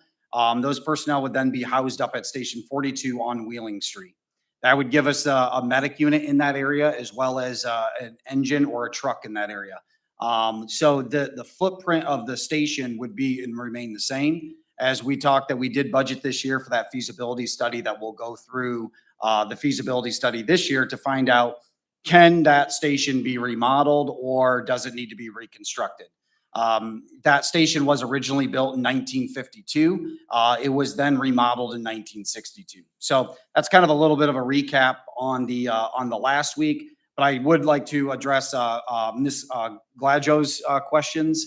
There was I apologize. I got your questions late right before the meeting. So I was able to kind of gather a little bit of information for what her questions were. And a few of those ones would be, so to the point of the to the grant. So the SAFER grant we are currently working on. It's actually due on Friday. We will have an application submitted for that grant on Friday. The SAFER grant is actually for $330 million. That's available through FEMA. The reduction of the 33 million is what it was. It was reduced by 10%. Now, I want to remind everybody though that this grant is extremely competitive. We are asking more than $5 million for this grant. It's actually around 5.531 million, because what the SAFER grant does is it funds 3 years worth of personnel. Why it's so important but not required on having a levy on the ballot is to be able to help, again, be able to try to show the sustainability of this grant. So they like to see that not only is the funding being invested into your community, but it's not going to be lost after that 3-year period. So it is very highly competitive, but we will have a submission here on the 12th, and then hoping to learn whether we get that or not, maybe in the fall, September, October. It just depends on when they get around to be able to put those out. A couple other questions that I've received since last Monday to Mrs. Gladro's questions was that mutual aid. So is our services or the need of this increase due for because of we're giving away our services to other communities in the area? Are we being called upon, more times to other areas surrounding us compared to our own areas of Oregon? And simply the numbers add up that over the last 2 years, there's been a mutual aid given or received 198 times. Out of 198 times, that means that we had actually received the aid 143 times. So we received the aid 143 times while we've only given out aid 55 times. So as we talk about, I know that we are very proud of our independence and very proud of providing our services locally within it, but we have to take care of our own services. And as you can see, we ask for services from other areas surrounding us 3 times more than what we actually pay them back. So I think that that's a critical piece of information to understand that we're not being asked to come out as much, most likely because we don't necessarily have the resources to be able to give, but we, as you can see, we need the resources a lot more. I think that addresses majority of the questions that I actually, heard throughout the last week or so. But I will say, as far as us at the department, this will actually help us bring us into line with that NFPA standard 1720. I'm sorry, that is the last question. The NFPA 1720 standard, it was brought that it lapses in 2026. And I will say, to the point of how these standards work, is they don't lapse or just go away. They actually just get revised. So they get looked at just as like the master plan had these term dates of you should look at it 1 year, 5 years, 10 years. All the NFPA standards are re-looked at every 3 to 5 years. It takes about a 2-year period for them to revise those, because as things change, then they'll update what the new standards are. And most likely they become more stringent standards than what they are previously. They didn't start out at, you need to have 10 people on scene in less than 10 minutes 20 years ago. That's just where it's evolved, to what it is today. So that 1720 standard is what we are trying to meet. And that standard is the only standard that we can refer to be able to try to obtain. That standard states that we should have 10 firefighter personnel on scene within a structure fire in less than 10 minutes. We have not met that standard in the entire year of 22, 23, or any year that I looked back at.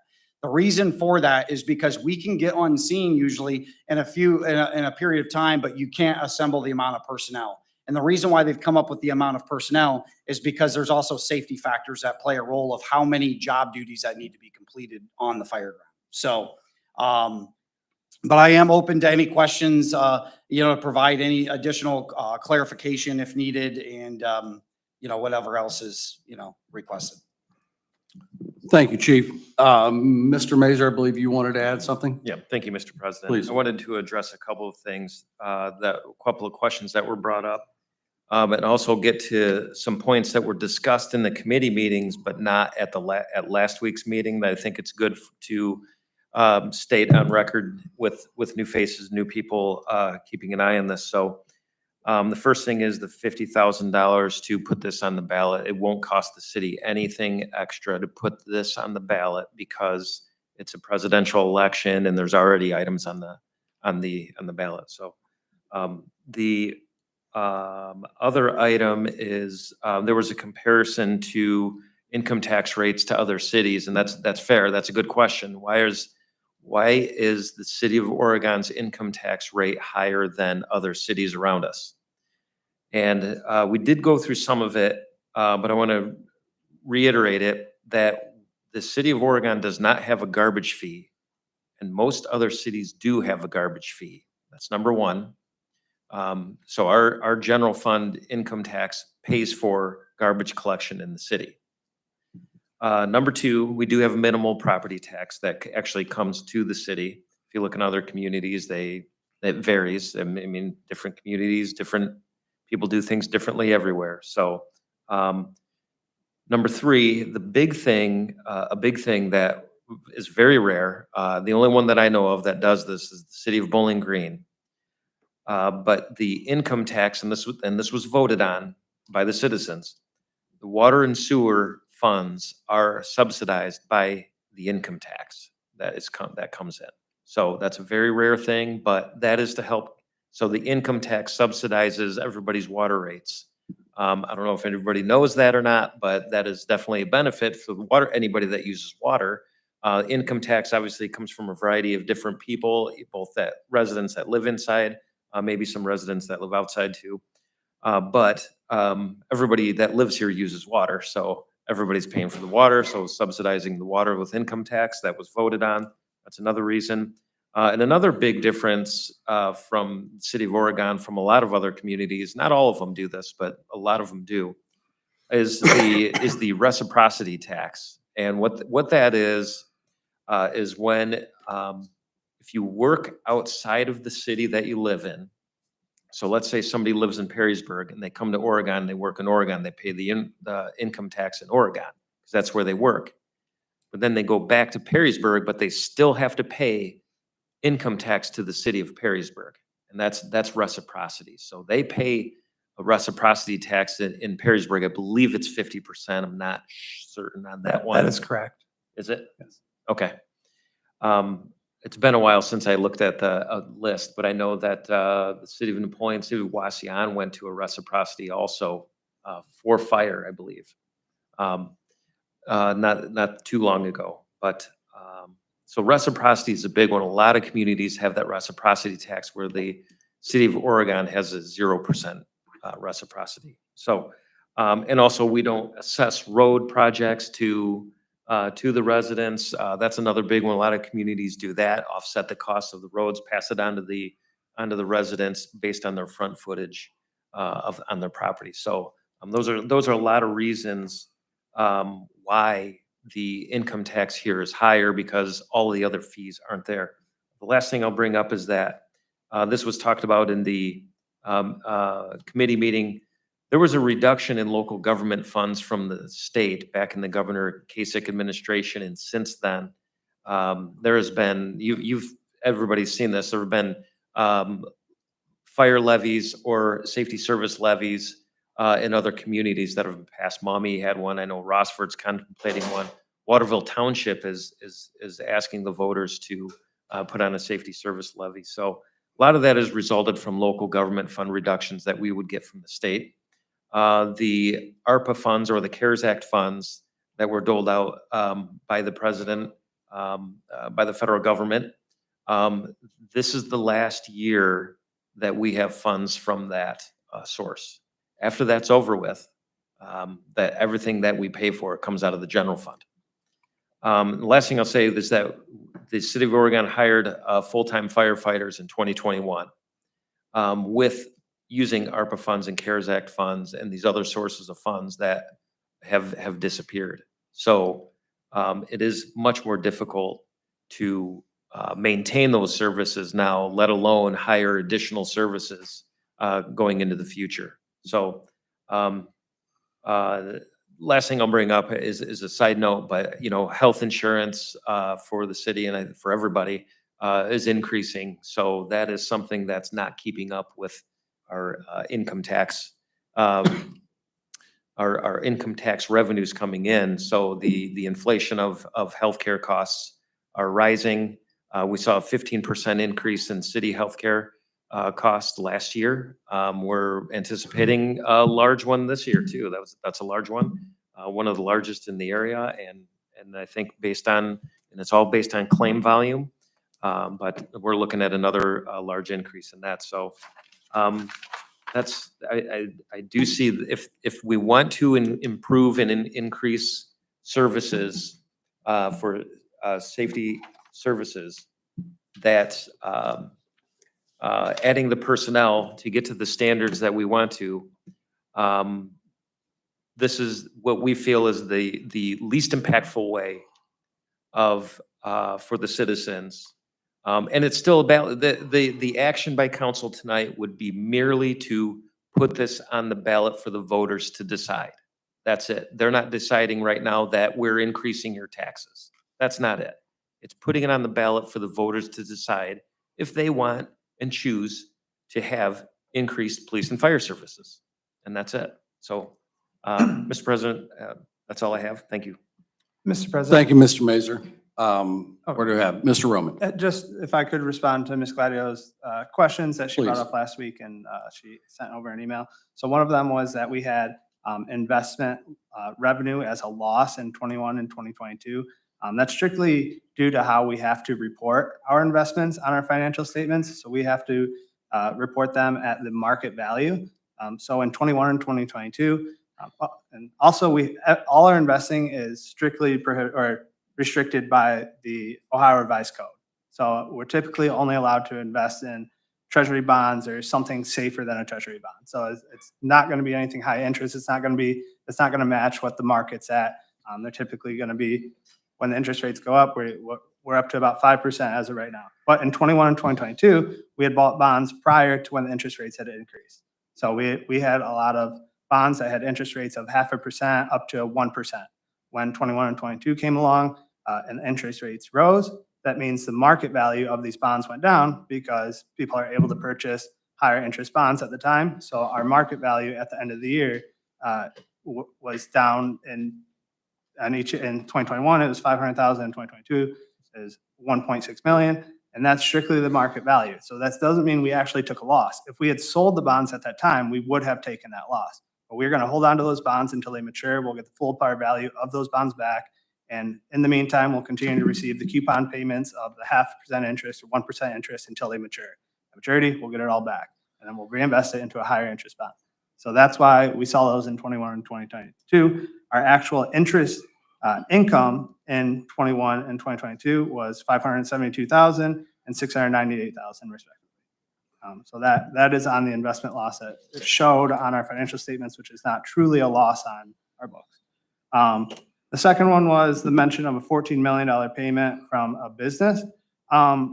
So when I went back and looked through the financial statements, the only thing that I could find that I think what Ms. Gladio is referring to was that on our financial statements between 21 and 22, it showed a $14 million difference. When we are operating as a city, we operate on a cash basis. When we're budgeting, it's all on cash. So that means something that is paid in that year, we book it for that year. When we have to do our financial statements, it's all on accrual basis. So It's for, if somebody's making a payment, and so I'll use this specific one as an example. So she, with the 14 million from 21 to 2022. In January through March of 2023, we received around $4 million in estimated payments from industries that were for 2022. So that $4 million that we didn't receive until 2023 showed up on our 2022 financial statement. So that was a portion of it. So on the cash basis, it was about an $8.5 million difference from 21 to 2022. It was $29,400,000 in 22, and it was $20,800,000 in 2021. In 2021, we had general fund loss of 1.8 million, I believe it was. And then in 2022 is when we started hiring back a lot of our employees because we had limited spending because of COVID, and we didn't know what sort of revenue was going to come in, so we really limited it. So we started spending a lot more of that money in 2022 once we realized that we were coming out of COVID and hopefully the economy was going to start picking back up. So we had spent more money on capital items and just operating expenses. They were not as limited, and as well as Joel mentioned, those 10 fire employees that we hired in 2021, that was a full year of those employees versus 2022 versus 2021.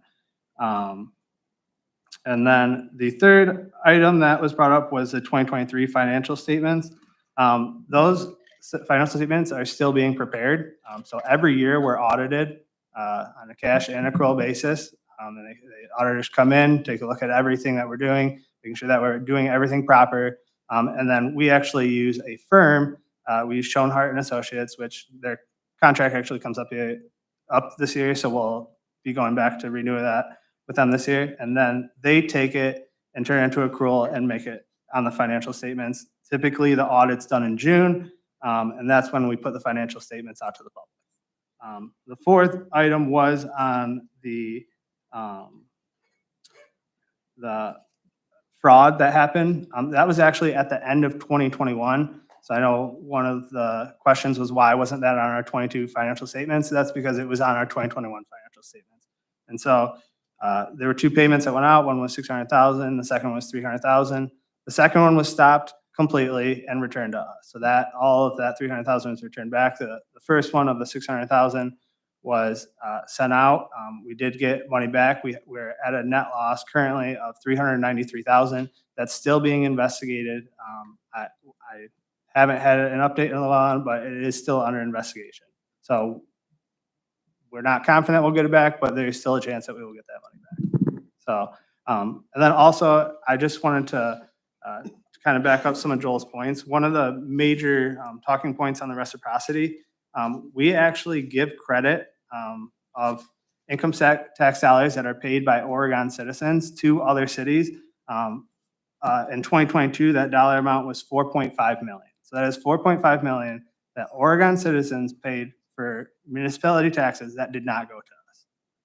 Of that, 3.3 million went to Toledo, and that is 3,400 W-2s. So 3,400 W-2s from Oregon residents, we're paying taxes on Toledo's of 2.5. So if we were to go forward with this, there's 3,400 W-2s, which I'm not going to say people because maybe somebody has multiple W-2s where they're working in Toledo. 3,400 will not see any change in what their municipality income taxes. So. Very good. Thank you, Mr. Roman. Mr. President? If I may, let me give the administration one last opportunity. Anybody else from the administration that has anything to add or anything they want to put forward before I open up to council? Mr. President, I was just going to say Mayor. one thing.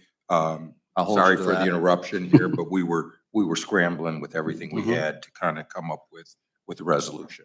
So Good. I do apologize to those who we were somewhat interruptive.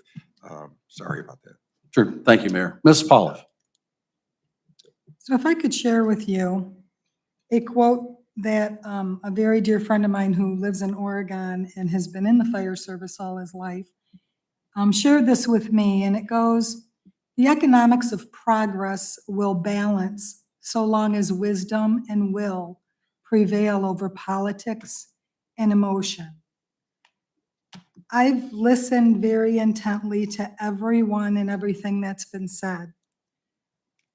The wisdom I find here is within our fire chief and our police chief, who know what's best for these departments. And these departments that I have seen, I think there are issues that I've seen firsthand that need to be addressed. I don't want my fire chief to get on a fire truck all by himself to go battle a fire because there's no one that could answer. That shouldn't happen. I've been in police cars where I've seen things that are broken because they're used so many times, and they go in to do their work into a building that hasn't been upgraded in over 30 years. So we have identified a need, and we use that wisdom, and now we need to put that will into the residents here and not giving the residents the voice to vote on this. That's what we do here. That's our job. We have to give this voice through the ballot to our voters. That's the respect that we owe them. And I want to thank so much our chiefs for letting us know. They've looked through everything and they've gotten the best prices possible, and there is a specific need. So I just wanted to share that with you to hopefully pass this and give this voice to the voters. Thank you.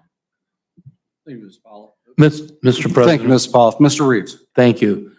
I would like for somebody within the administration to answer a few questions that were brought up tonight while people were standing at the lectern up there saying that, putting how the income tax was going to affect everyone within the city, that it was going to affect senior citizens, in which it is not. But just to explain that it's for the, I'm not even going to go there. I'll let the administration explain what the income tax, who's going to pay the income tax that it's that we are going to let the voters decide. Thank you, Mr. Reeves. Mayor, were you going? I will start and then maybe can answer it totally. And Terry, that's not completely accurate. It is, if senior citizens are still have working income, they Correct. will pay. But if they're retired and they are not, there is no local tax, so they'll pay nothing. And so with every way we could evaluate coming up with funds, we thought this was the most fair for most individuals.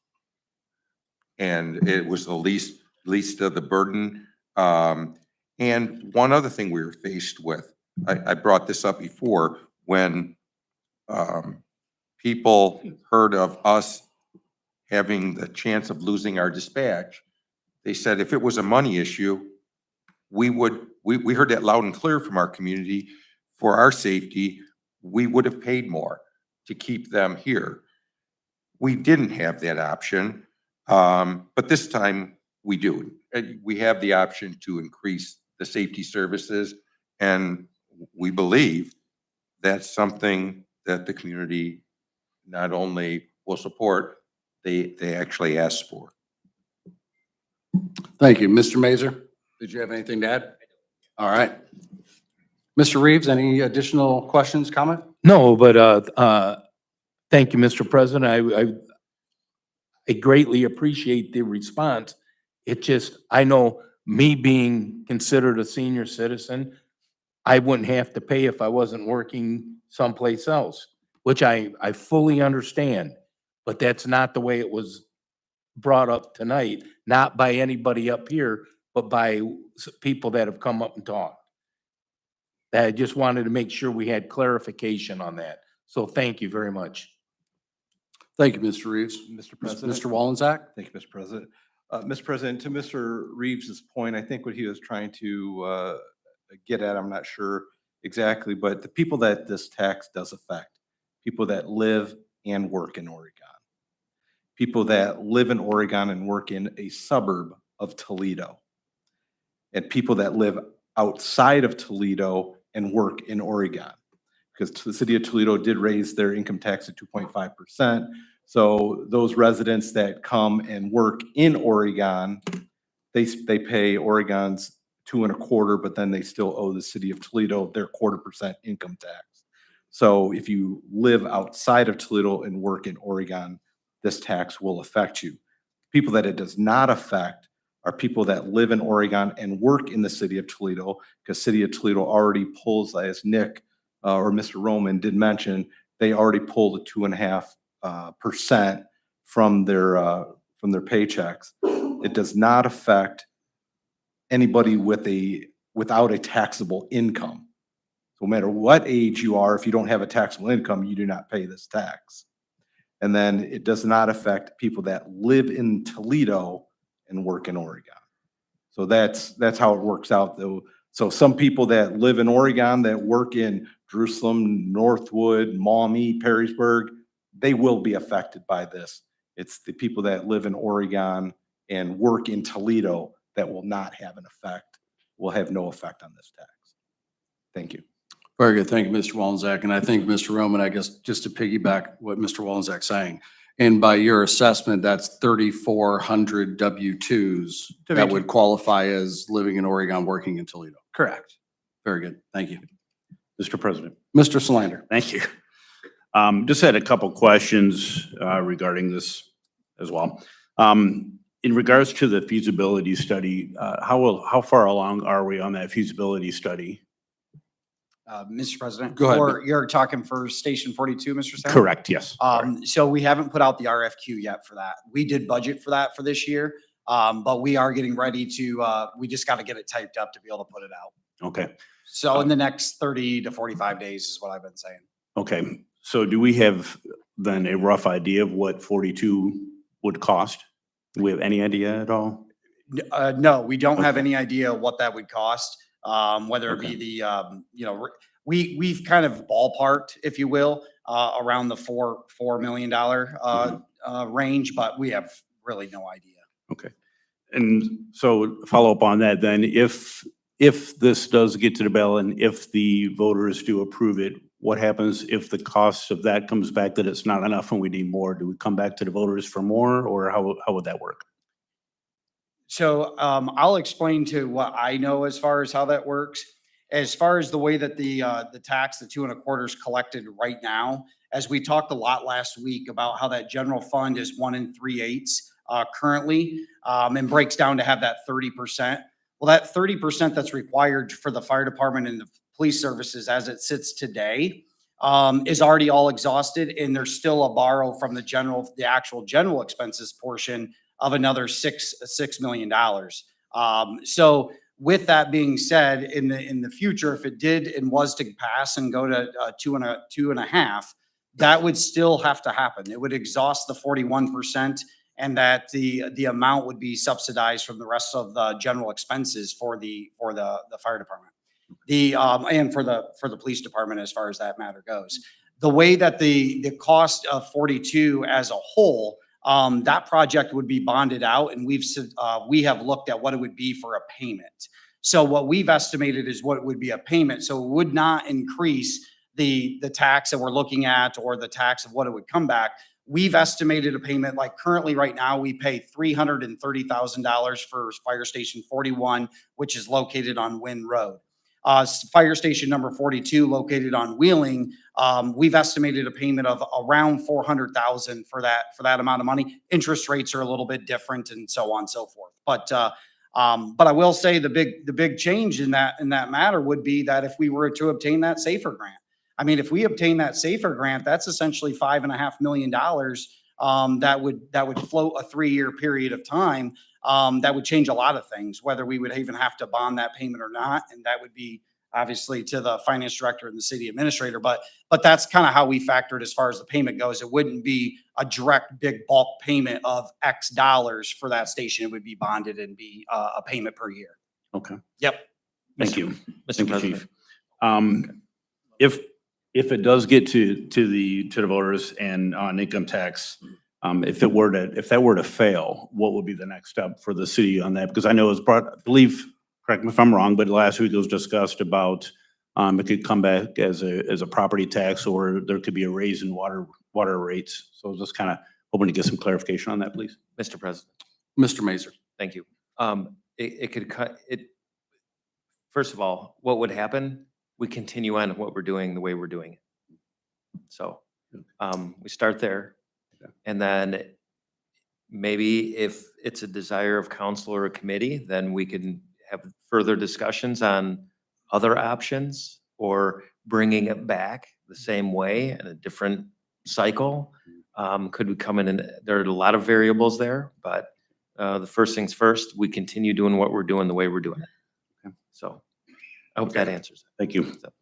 Thank you, Mr. Mazer. Go ahead. Mr. I'm all Sanders. set. Thank you. Appreciate your Okay. time and your questions. Very good. Your Thank you, answers. Mr. Solander. Council, Mr. President, Ms. Ackerman? the misnomer that seniors won't pay if this passes, everyone will pay more because nobody's gonna, if taxes go up, it's reflected all through society and through, we will all see a raise because nobody's going to, if they're going to give more, they're going to take more. Prices will go up. And I mean, we watch it all the time. So everything stair steps up, price, as taxes go up, then they'll adjust it by charging everyone more. Seniors are going to see, they're going to feel this. They're going to pay. So to say they won't pay anything when there's a tax increase, just because it won't come out of their income taxes doesn't mean they won't realize an expense to themselves and to their livelihood day to day. So, yeah, I just want to point that out, that every time you raise taxes, we all pay more. It just keeps going and going. So that was it. Thank you. Mr. President, Thank you, Mr. Ackerman. Mr. Reeves? it's just like it is today. It's the same thing. Seniors still have to pay when stuff goes up and down and fluctuates. They won't be paying the income tax portion of it. Yes, when inflation and things move up, yes, they will have to pay the extra cost. That wasn't what the gist of my statement was, and I know that was the gist of, I understand that to be the gist of what was brought up, that it was gonna be an income tax that would be charged to the seniors. There's no income tax charged to the seniors that are not working. It's just like everything else. The loaf of bread goes up, seniors have to pay the same thing. Thank you, Mr. President. Thank you, Mr. Reeves. Mr. Roman? Yeah, thank you, Mr. President. I know I made comments a week ago, and I just wanted to clarify. I think no matter what, there is a need, fire department has a need for more personnel. It is an operating budget question.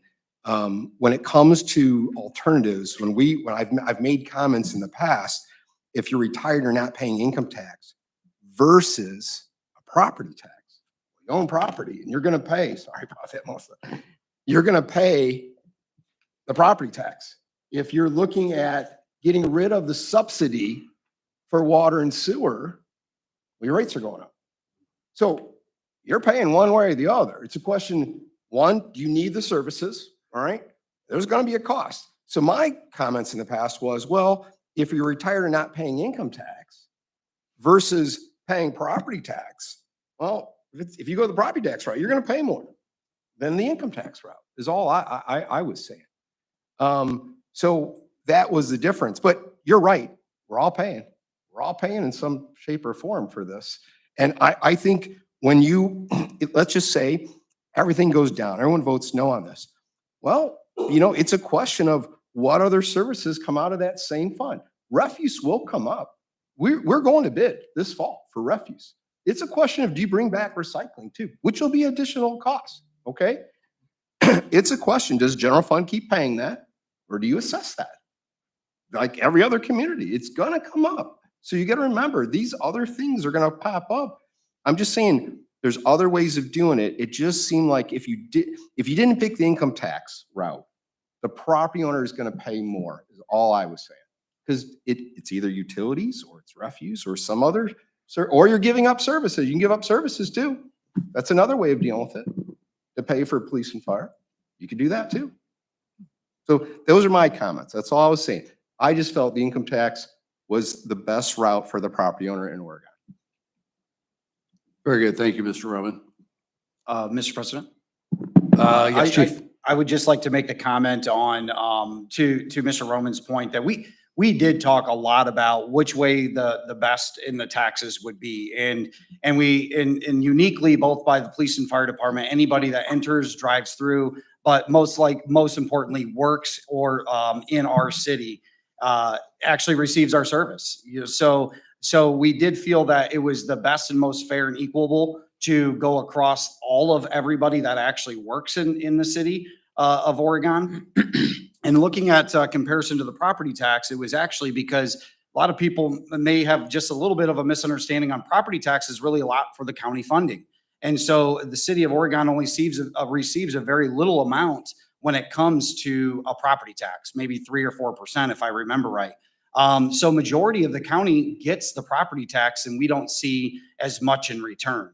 And then just to the point of, the water rates and things, we looked at all the big picture, and I just want to try to paint that picture that this didn't come in overnight to be able to, like, where we were trying to propose.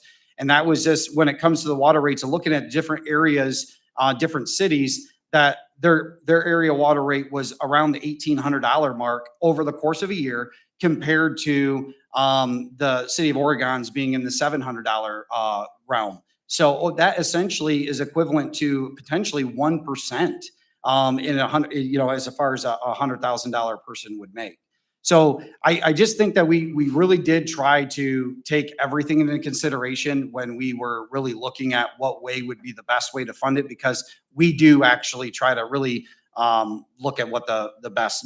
We get it. I totally get it. As far as this is an ask, and I do apologize from last week to Mrs. Ackerman's point. I really wasn't trying to minimize the impact of what a 0.25 would be. To any family. An income tax would be, variable by the more you make, the more you pay, the less you make, the less you pay.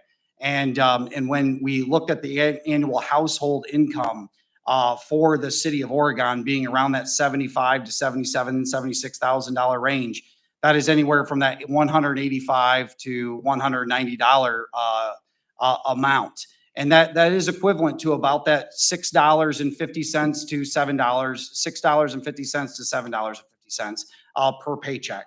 So we do understand that it is a cost. So I wasn't trying to minimize it. I don't want that to be a thing. We do understand that our request for service, it simply comes for anybody that wasn't here last week, was this is the heat map of our runs. And so the request is that Station 41 is right here. The one that's located on Wynn Road is right here, which is reasonably in a district where we can reasonably get to all of our calls in a time period.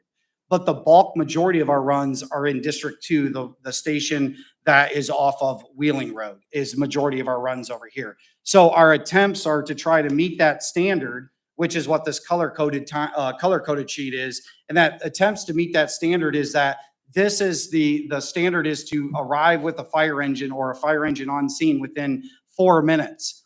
And so in order to get that 4 minutes, you could see as the color-coded would be that orange compared to the blue over here. So I just wanted to point that out for anybody that wasn't here last week, but that would be just another reason for the highlight. So thank you. Thank you, Chief. Council members. Mr. President, Mr. Drake. I got a couple questions. The first one I'll ask Mrs. Purpura, and I apologize. I was watching the sun all day today, or I would have called you earlier. I remember somebody in one of the committee meetings asked if we could see the exact writing, the way it's going to be on the ballot, to make sure, because I know a lot of times when people go in to vote, they get confused because they use all these crazy words. So I didn't know if you didn't check on it yet, that's fine. I mean, I was just curious. Mr. President, Mr. Drake, in the ordinance, it's actually in there how the voters will see it. Okay. All right. With exception for the 5-year, if you initiate the 5-year. Just add the term. 5. Yes. Okay. All right. Thank you. And one question for you, Mr. O'Brien. we all know that 42 is the busiest. How often are personnel stationed there? As far as during the day, probably evening? I don't know what the calls are. You know, I mean, at 2, do you guys have like a satellite? I don't know if you call it an echo unit or whatever it is, but with the majority of the calls there, and I beat a dead horse with this. To this day, I don't know why it was built way out there when 80% of the people live up there, but fortunately, we can't move the building. So I was just curious. And also number 3, because I know 3 doesn't get a whole lot of calls, but those people are just as important as everybody in the city. Mr. President, Mr. Go ahead. Drake. Actually, there's no staff that's at 42, the station that's located on Wheeling. There's no staff there on a regular basis. If we do have a general alarm, we'll have individuals that respond into Station 2 to be able to get the medic unit or the engine. But that station is in, doesn't have the facilities. It has temporary facilities within Station 42.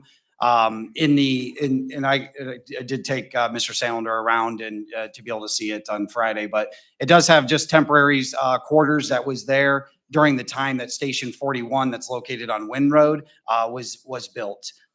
Station 43 also does not have any staff. That's located on Bayshore Road. That station is also, again, for general alarm and for individuals to respond into that station. Okay, let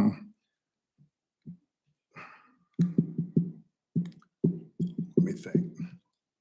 Trying to figure out how to word it.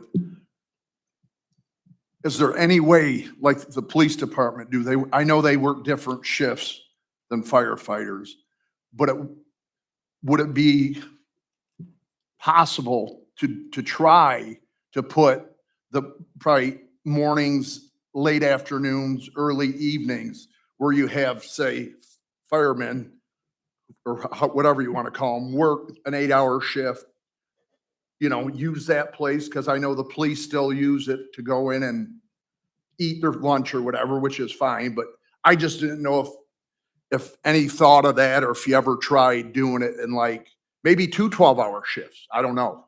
So we do offer 12 and 24-hour shifts. The full-time members do work a 24/48. The hard part to what your request would be is that we cross-staff so much. So even at Station 41 that's located on Wind Road, that on our minimum staffing. So for example, on our minimum staffing, we would have 6 individuals at the fire station, at Station 41 located on Wind Road. 2 of those individuals would be on the life squad, cannot do any fire activities. The other 4 individuals would be assigned to the apparatus of the medic units. So out of the 3,521 runs that we did in 2023, 1,021 of those calls were overlapping calls. So we have to have the multiple ambulances that go on a regular basis. But here's what really brings in the hard part of doing what you're requesting, because if we were to take the 2 people from that medic unit at Station 41 on Wind Road and put them at 42 on Wheeling, then we don't have the ability to make a 4-man engine if that first call is a fire call. So they cross staff to be able to get on the engine to the fire apparatus to be able to make a service to a call on the fire calls, but also on the EMS calls as well. And then as far as, staffing them there, they do only have by building, it's to my understanding that during the time that it's set up as a volunteer department or ones that can respond into the station. So we refer to our members as local responders because they do get paid. They're not volunteer, but to respond in, but not stay there on a regular basis because of the way that the quarters are set up. So as it sits today. Thank you. Mr. Horniak? Thank you, Mr. Drake. Mr. Wallenzeck. Thank you, Mr. President. Chief, you had spoken about you have your 2 paramedics that are assigned to Life Squad 8. When the Lucas County changes and they become Oregon citizens, will that relieve that where you could potentially, as Mr. Drake was speaking about, have 2 people sit in an ambulance up at station number 2, ready to respond from there and still give your 4 to answer an initial call to a fire. Would that alleviate that? I think that's what Mr. Drake was getting at. Can we have an ambulance that's sitting there waiting to respond closer for the meantime to see how it works out? And once that change is made, it may allow us to do a little bit of Mr. President. Go right ahead, Mr. please. Wallensack. Yes, that's not completely off the table as far as discussing it. What we'll take into consideration is, again, just the facilities that the membership is at for that period of time. So because it is such a temporary facility, trying to move them back or be there for the day to be able to come back logistically, it's not most ideal, but it's definitely something that we will look at. To your point, for the Lucas County system and the change, yes, it will free up those two positions, which will allow us to utilize the staff the best way that we see fit for the organization. Yep. Thank you, Mr. Wallensack. Council, anything additional?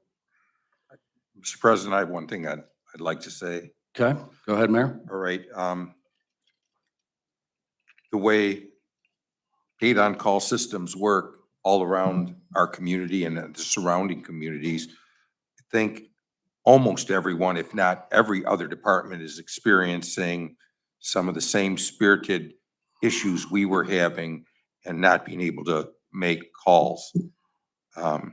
I will say, I think this is the most fair solution we could come up with.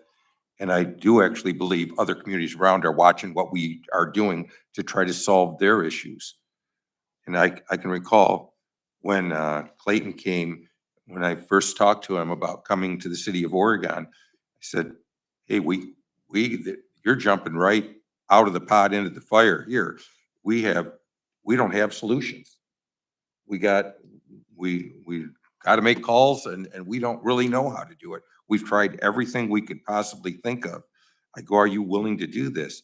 And calmly he looked at me, he goes, I don't know if you recall this, but your exact words, I need this right now in my life, just to motivate me. And I'll tell you, I think he's done something and I couldn't find anybody else that could even come close to doing.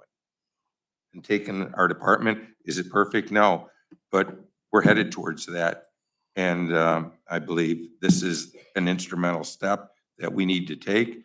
And once again, I think you'll see all the surrounding communities looking to see what happened in Oregon. How did they solve their issues?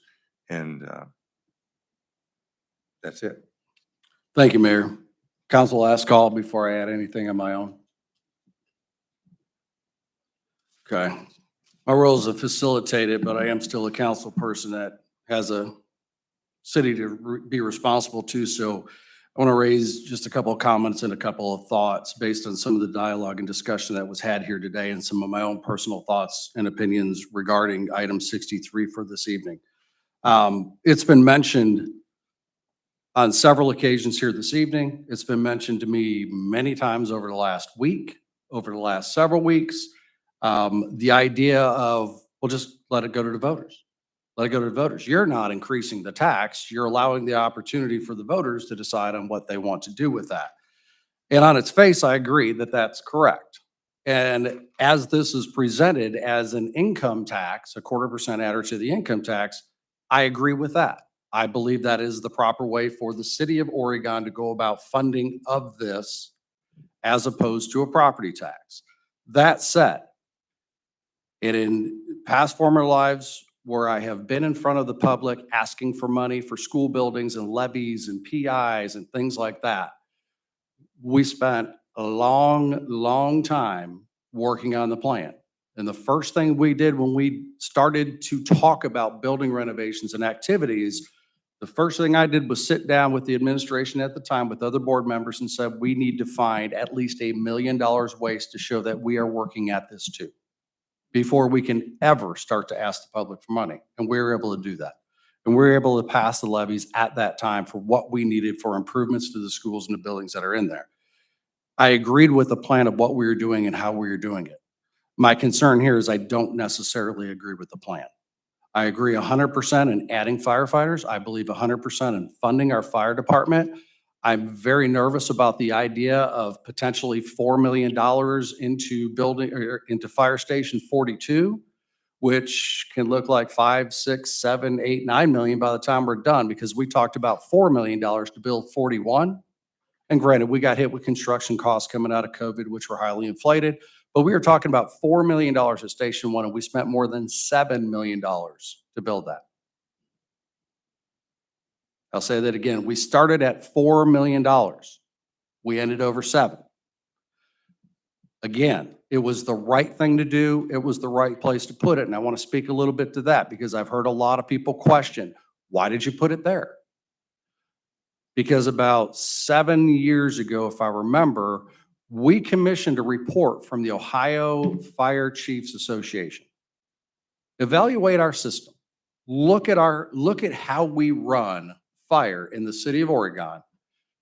Bring it back to us. Tell us what you find. And what they said was, if you have one station with full-time firefighters and you put it there, you will serve the members of your community better. You will cut down your response times because you're no longer paid on call. Where you're waiting for somebody to come in before they can go out. Now they're already there. So the expectation was we were going to reduce that 3, 4, possibly even 5 minutes by having a full-time staff that was there. The idea of redeveloping another building that is 72 years old by my quick math, I guarantee you what any engineer and architect's going to come back and say, which also, by the way, they're paid as a percentage of the cost of the project. They're going to come back and say, you can't possibly use that building. You're going to have to put a new building in. And that land that it's situated on today is probably not sufficient of the building we would need to build. So we're going to have to go buy new land. 4 million becomes 5 million, becomes 7 million. I'm not so sure I believe the plan yet. We have the opportunity with the grants, with additional funding, and I understand us, having the opportunity to support that over the long term is a part of that grant process. We've talked about that. I understand that 100%. But I'm concerned that we're trying to commit to raising income taxes in our city on a plan that is still cloudy and fuzzy at this point in time. And I'll speak specifically to the plan itself at that point in time. So I'm not certain that $4 million is $4 million. And I'm not certain that it happens next year or 3 years from now if it's not larger than what I'm even anticipating. I'm very concerned about that because there's always a creeper rate that comes into these things. It always is the case. So I'm not sure about that. If we have the ability through a grant where we can get some funding, I spoke last week as far as the opportunity. There are opportunities for development in our industrial area. We don't have an answer on what those look like yet today. It could provide an opportunity that we don't need to ask for this. And I also said last week is I've never seen a governmental entity get a tax and then say, yeah, we're not going to take that. Now, the city of Oregon has in a couple different cases rolled back some levies, but it's pretty rare when additional funds are made available that somebody says, yeah, we're just going to not use that anymore. My thought and my proposal or my comments to those here tonight and my fellow council members is what we would look to fund. And again, if we put this on, it doesn't take place until 2025. So we receive no benefit in 2024. If we put this on in 25, we receive the benefit in 26.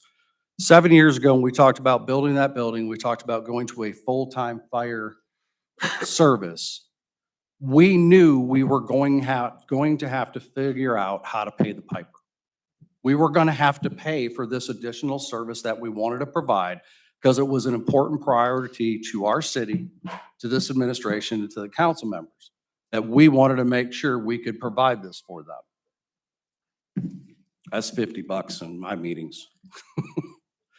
So we knew that we were going to have to fund that. But here's I guess what I would put out there for somebody is we have $12.4 million at the end of fiscal 2024 projected from our budget as surplus funding. That is what is in our budget. I just looked at it before I started talking. That was what was proposed. We know that a budget is a budget, right? It could change. We may have some things that come up. We've had some things that have come up that we've said yes to or we've committed to. We've had some things that have cost more money than we expected. We've had some things we've had to fix that we didn't have to anticipate. We've also had, I believe, some additional revenues come in that we didn't necessarily consider as well. With a $12.5 million budget with responsible budgeting through 2025, I believe we can fund our fire and police service and the additional services needed with what we have in a reserve fund for a year. I think there are too many questions, there are too many things to be considered, and I still believe planned out a little bit better. We don't even know what the report says to Mr. Solander's question. We don't even know what the report says about Building 42. And if it says, it ain't gonna happen. My mind immediately goes to, I don't know about anybody else, and this is pure speculation, take it for what it's worth. I look at the old Coy School building and someone going, we need to buy that. We got to put it there because we're going to need that much space. I don't know if anybody knows what the price tag of that is because I looked at it. It's that 4 million is going to go real quick. So we don't even know what that says yet. We don't know if we're going to get a very significant development that can provide dollars to our community. What we do know is we have a need and we have a desire to improve the services and add to our staffing in both our police and our fire services.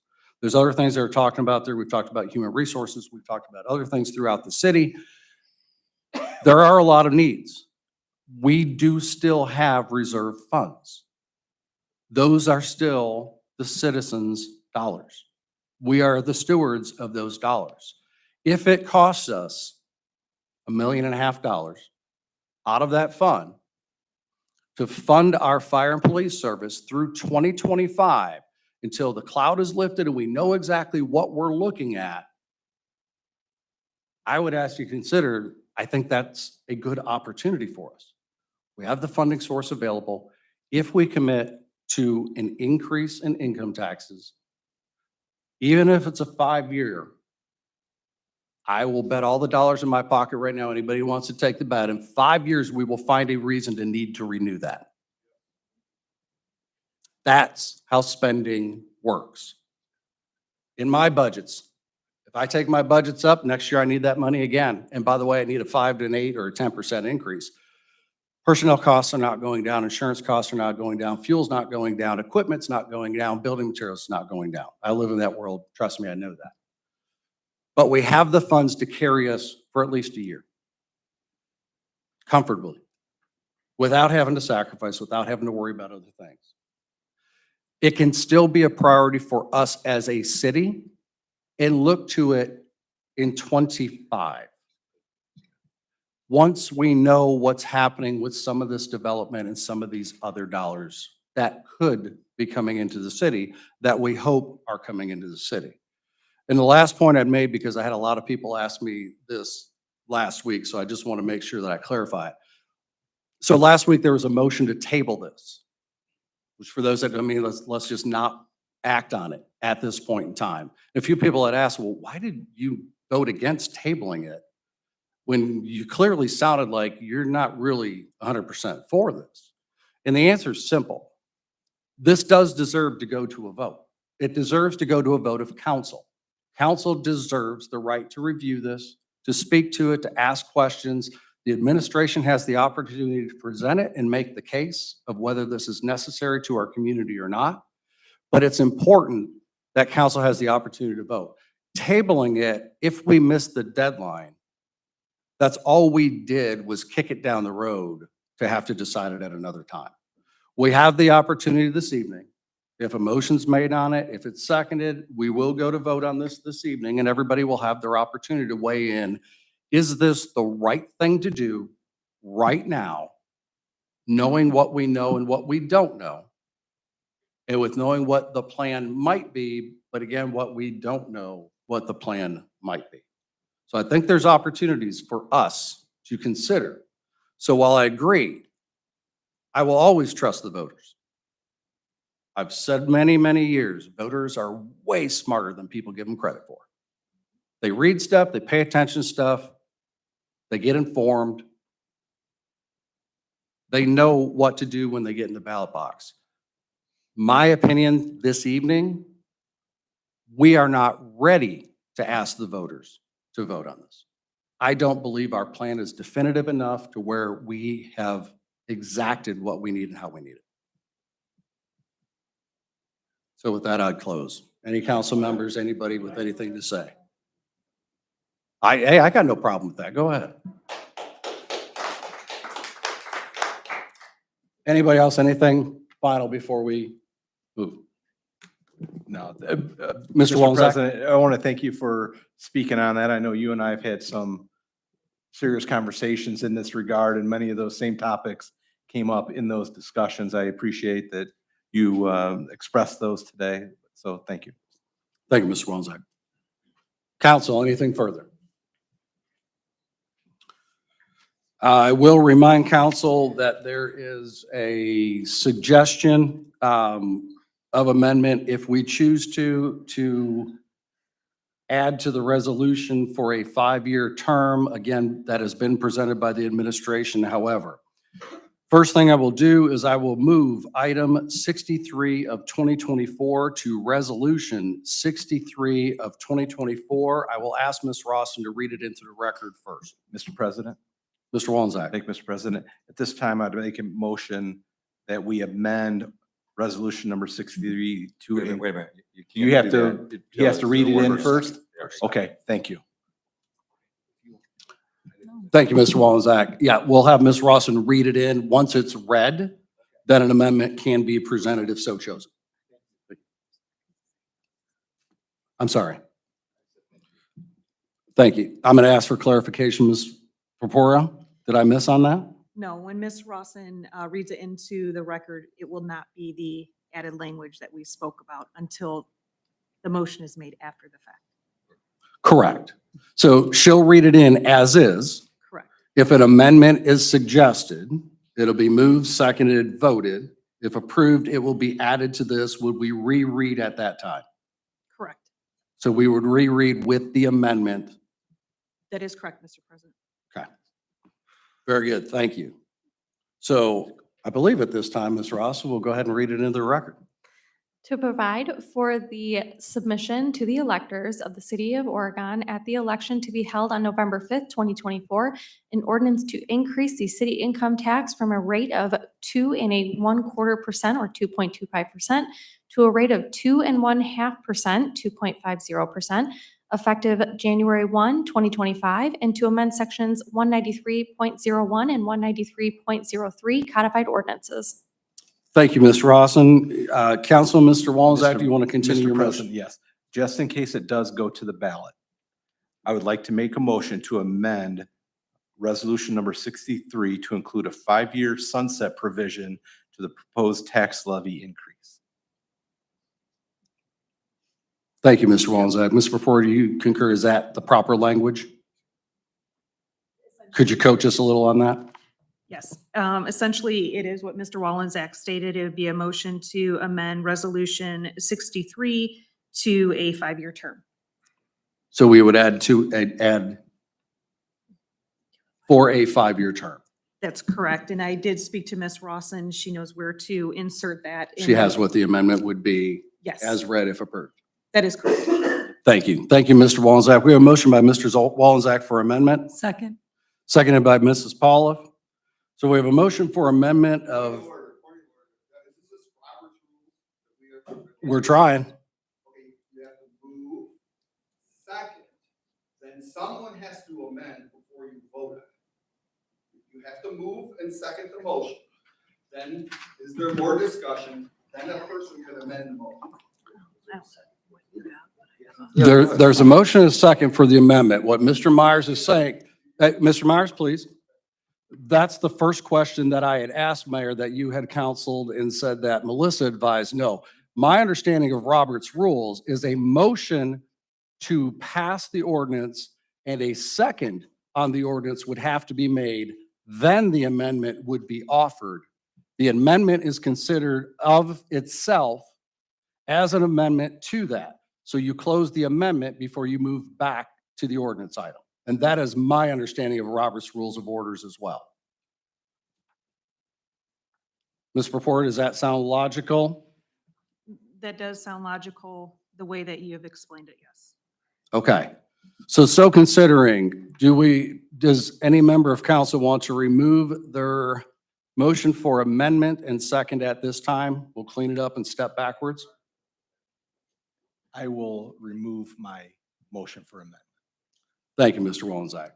So just to clean this up a little bit. So we have ordinance 63 of 2024 as read into the record by Mrs. Rawson.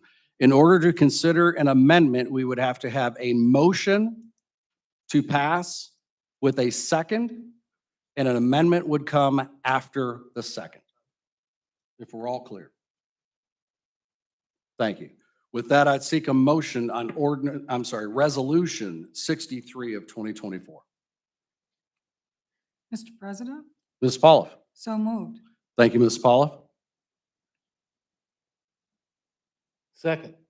Seconded by Mr. Reeves. So we have a motion for passage of resolution 63 of 2024 with the second from Mr. Reeves. Are there any discussions at this time? Mr. Wolenzak. Mr. President, thank you very much.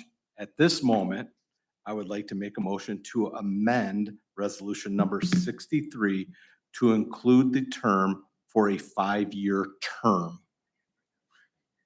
Very good. Thank you, Mr. Wolenzak. Your amendment is noted.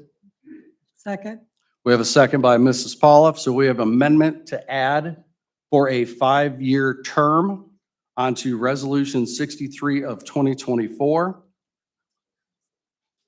We're not going to reread now. We'll reread before we vote. So council, we will take a roll call vote on the amendment only. This is not on the main item or the resolution. This is on the amendment only. We'll take a roll call vote according to standard. Mr. Wolenzak, Yes. Mrs. Paula, yes. Mrs. Ackerman, Yes. Mr. Drake, Yes. Mr. Horniak, Yes. Mr. Reeves, Yes. Mr. Salander. Yes. Okay, the amendment to resolution 63 of 2024 to add for a 5-year term has been approved by 7 yeas and 0 nays. Council, we have a motion on the floor and a second on resolution 63 of 2024 as amended to include the words for a 5-year term. Is there any additional discussion on the item?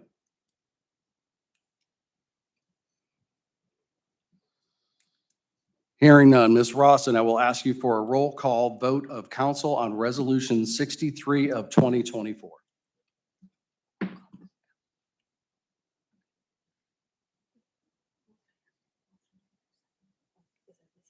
We have a motion by Mrs. Pauloff, second by Mr. Reeves. All right. Mrs. Paula, Yes. Mr. Reeves, Mr. President, Yes, Mr. Reeves. was that for the amendment? That already passed. That already passed. I understand This that, is, this but is who- for the resolution with the amendment for a 5-year term added. And that was seconded, that wasn't seconded by me, the amendment. The amendment was not. The ordinance was, or the resolution was. Okay, yes. Mrs. Ackerman, No. Mr. Drake, No. Mr. Horniak, No. Mr. Slander, No. Mr. Wolenzak. No. Council, resolution 63 of 2024 fails with a vote of 2 yeas and 5 nays. We'll move forward on the agenda into item 65 of 2024. This is, I believe, added on. Mr. Roman, did you want to speak to these? Yeah, I think we did discuss it last week. I didn't know if there was anything additional. Okay. Council, any questions on item 65 of 2024? Hearing none, I will assign item 65 of 2024 as ordinance 65 of 2024 and ask Ms. Rawson to read it into the record. An ordinance amending Schedule 7 of Part 3 of the Traffic Code of the Codified Ordinances of Oregon, Ohio to provide a stop sign for various streets in the city of Oregon, Ohio, and declaring an emergency. Thank you, Ms. Rawson. Council. Mr. President, Mr. Drake. make a motion for item 06524 into an emergency. Thank you, Mr. Drake. Second. Seconded by Mrs. Pauloff. We have a motion by Mr. Drake, a second by Mrs. Pauloff for passage of ordinance 65 of 2024. Ms. Rawson, will you please take a roll call vote of council? Mr. Drake? Yes. Mrs. Paula? Yes. Mrs. Ackerman? Yes. Mr. Horniak? Yes. Mr. Reeves? Yes. Mr. Salander? Yes. Mr. Wallensack? Yes. Thank you, council. Ordinance 65 of 2024 passes with a vote of 7 yeas and 0 nays. Moving on, we have the last item on our agenda, which is item 66 of 2024. Is there anything from the administration to represent on item 66 or to add on? Mr. President, I have nothing to add to this. I do know there are other residents that were here tonight, and I know Shane was also here tonight, so I don't know if there's any other questions. Questions have been asked if you voted no on this, what could happen? I don't know if we've ever said no on an encroachment. But I do know the concerns of the residents in that area, and they're valid. I think Lambricks do take a very good care of the Grasser right away.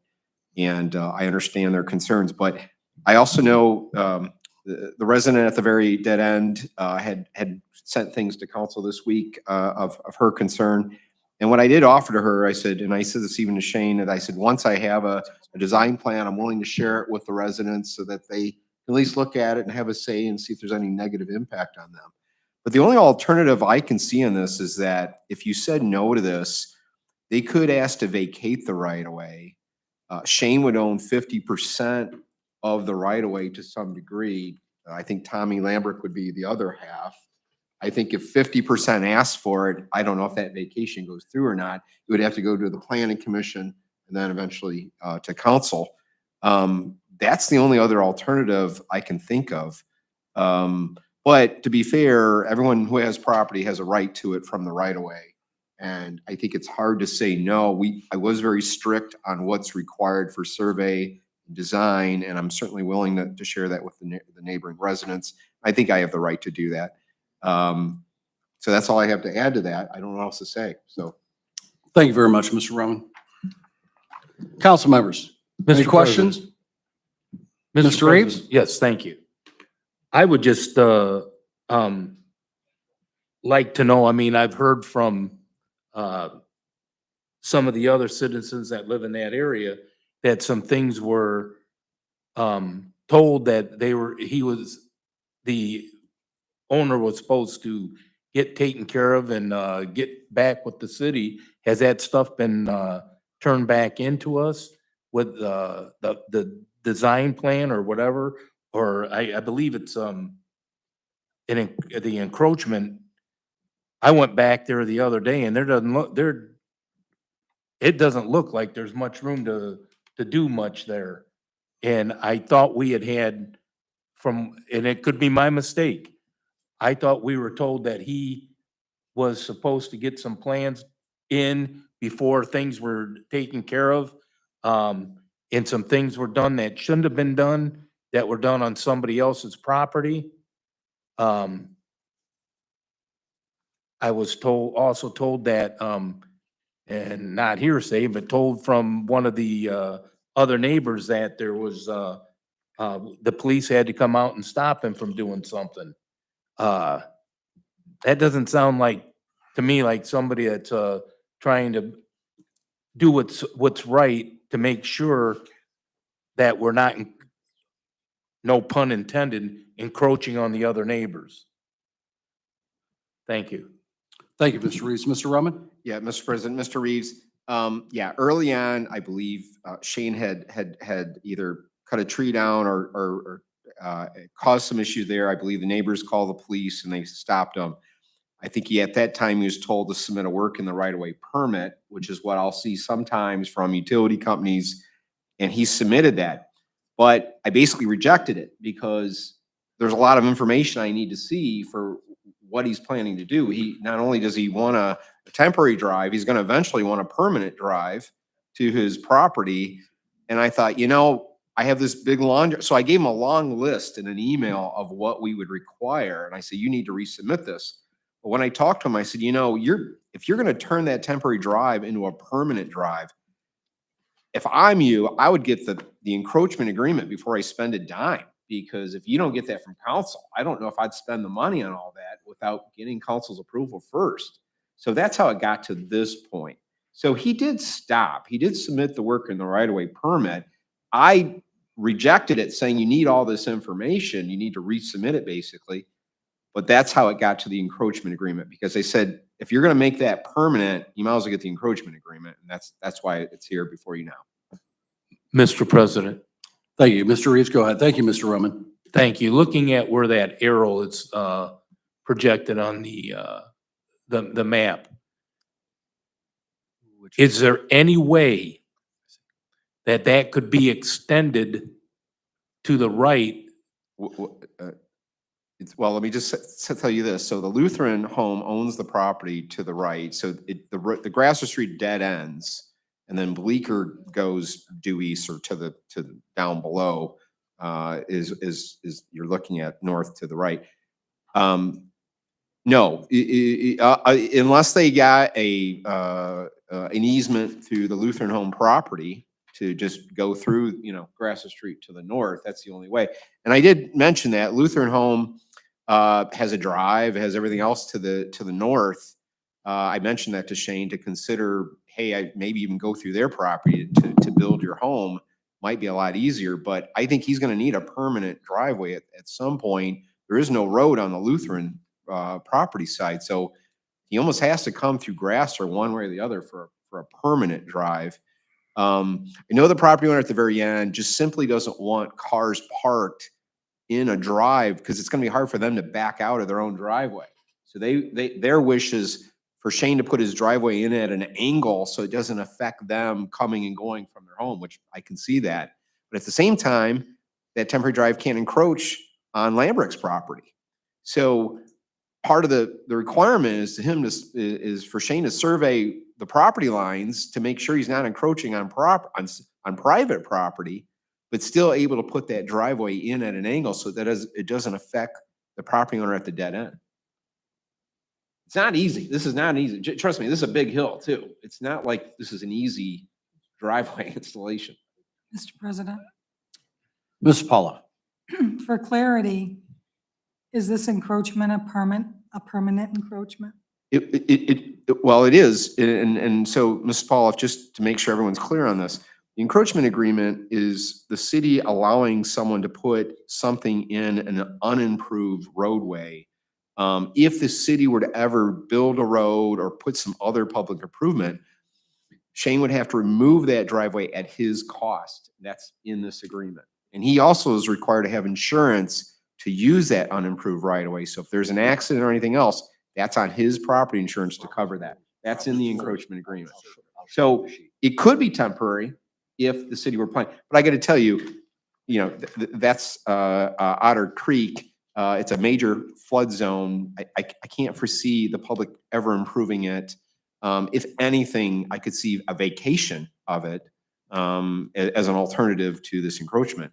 But then it gets even more difficult because if Shane only got the north half of the Bleecker Street right away, then it's even more limited for him to put a driveway in. So I think the encroachment is probably, and to put it in an angle to not affect the neighbors, an encroachment is probably the way to go, unfortunately.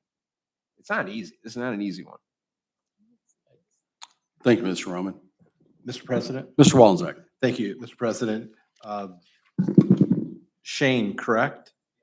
Have you approached the Lutheran home to see if you could go through Grasser and get an easement from them to get a little bit easier access to your property without having that strict angle into it? I'm not sure if you've ever reached out to the Lutheran Home Society. I have not, but there is some sort of a swale culvert that goes right from the back of the property, which would limit me to what I could do with it. And then He's talking from far off. You're talking to the far north. I'm talking about coming right off of Grasser, where you come off Grasser and get an easement from them and then come into your property on the, would that be the southwest corner of your property? That is correct. Yeah, the southwest. To see if that would be a little bit easier, you just come straight through Grasser and then take a right-hand angle south into your property. So you're not kind of cutting across on an angle, cutting across the Lambrick property. And then that eases maybe some of the residents' concerns about parking there right at that second. Well, it is a concern for the residents that are there. That's not a concern because it would be like me parking at the I think you're right. drive over a sidewalk or something, trying to access my property. The parking would be up onto the property. There would never be anybody blocking that road for them to back out on. I certainly wouldn't park my vehicle there to have somebody take a chance back in. So that's not even the case. Okay, yeah, I'm just. And Mr. Trying to Mantufo, spitball if I could ask you to come forward to the microphone, just so we have you for the recordings purposes. I have a feeling there might be another question or two. Sorry, Mr. Walzak, to interrupt. Please continue. Yeah, so I was just thinking, could it ease some of your neighbors' concerns? Because they expressed for the last 4 weeks concerns about this. I know it would probably add additional cost to you, or maybe not, because you wouldn't have to survey as much to come in on that southwest corner of your property and just essentially make a gravel easement down Grasser into that section of, directly onto your property. That's all I was asking, if you had considered that. Well, yeah, and it would be an additional cost because I'd have to negotiate, property and have it surveyed and split up and those kind of things as well to have a legal description of part of that property to actually obtain that. When I have a paper road that's right in front of me that's perfectly accessible, and my intentions are with the surveying companies to put a surveying point right on the northwest corner of Lambrick's property so that I'm not impeding on their properties. That's already been in the works of the surveying that I'm having done with the other properties. The first 4 lots are the only 4 lots in the red there that are actually buildable. All the other properties and lots, including Lambrick's, are all on a floodplain. There's nobody else can build there but me. Understandable. I was just asking if that was a consideration. Thank you. Thank you, Mr. Walzak. Mr. Mantufo, I've got a couple of questions and a couple that I'm going to ask of Mr. Roman as well. Just to make sure I understand, your intention is to build on the westernmost 3 lots of what's shaded in the yellow, basically what's at the top, if you will, Correct. for those sitting in the audience. Those 2 lots at the western upper portion that you're speaking of, those would be the 2 lots that I would actually put a home on. The other 2 lots behind that, I could actually put a storage building or a barn or whatever I wanted to there as well for whatever storage, if I decide to even do that, because it's actually down a hill as you get into that. I noticed that as I went there. That's where I'm curious to, because I looked at that and everything is down in a bowl. Yeah, so my intentions are to build a home that's actually right in the hill, so you be able to open up some doors in the back, a sliding glass door, and walk right out to the woods. That's my intention. All right. And then I don't know how I would have the garage load from the south or from the west. I still don't know that until I kind of get a design of how it lays out, and I'm still waiting for the survey company was over there Saturday and did some preliminary measuring and stuff like that, and they intend on having that done for me very soon. And I also added in the point for Lambrick's corner of their point of property so that we know where our boundaries are. Okay, very good. I think that's all the questions I have for you. Would anybody else happen to have any questions for Mr. Mantufo before I let him sit? If you'd like to, please go ahead and sit down. I appreciate you coming back up to the microphone. Mr. Roman, my follow-up question to that is, so based on accessing that property, I don't know how accurately this picture depicts the end of Grasser Street, which looks like it's just, if you follow the yellow line coming down from the top of the picture in the center, if you will, to best describe it, where Grasser Street ends, because I went out there and sat there for a while. So basically in here. Yeah. So access to this home in practicality, as I'm seeing this, has to be off of Bleecker or at an angle coming off the dead end of Grasser. Is that accurate? Right. The wish is, well, again, you got to go up a hill. So it's going to have to make this turn north when you come, when you leave Grasser, you're going to actually be turning a 90 into that yellow area. I know the wish of the property owner on the very end just doesn't want it to interfere with their driveway as they back out. We hand drew this, so it's, again, this is not a survey or anything. like that. Understand. But yeah, the ask is to put it in at an angle, not encroaching on Lambrick's property, but at the same time, not interfering with the property owner at the very end. So I don't know if that answers your question. I mean, there's also a telephone pole, there a light pole there. It's a serious 5-6 foot high hill. I mean, it's a climb. It's not an easy drive into. Like I said, I was out there this weekend and spent some time looking it over. So my other question then is, so the 2 dashed lines, so if you look at the yellow blocks that are there for those in the audience or those that may be online, the 2 blue dashed lines that go down through that blue section, that is the assumed Bleecker Road. Correct. That is yep. the paper street of Bleecker Road. Yep, the red is the one side, yellow, yep, that is Bleecker Street. So as Bleecker Road is designed to intersect with Grasser, there has to be an assumption that Bleecker Road would continue at least through the western portion of Grasser. So that bottom corner that we believe Luther Homes owns, is that not a city easement where a road would go?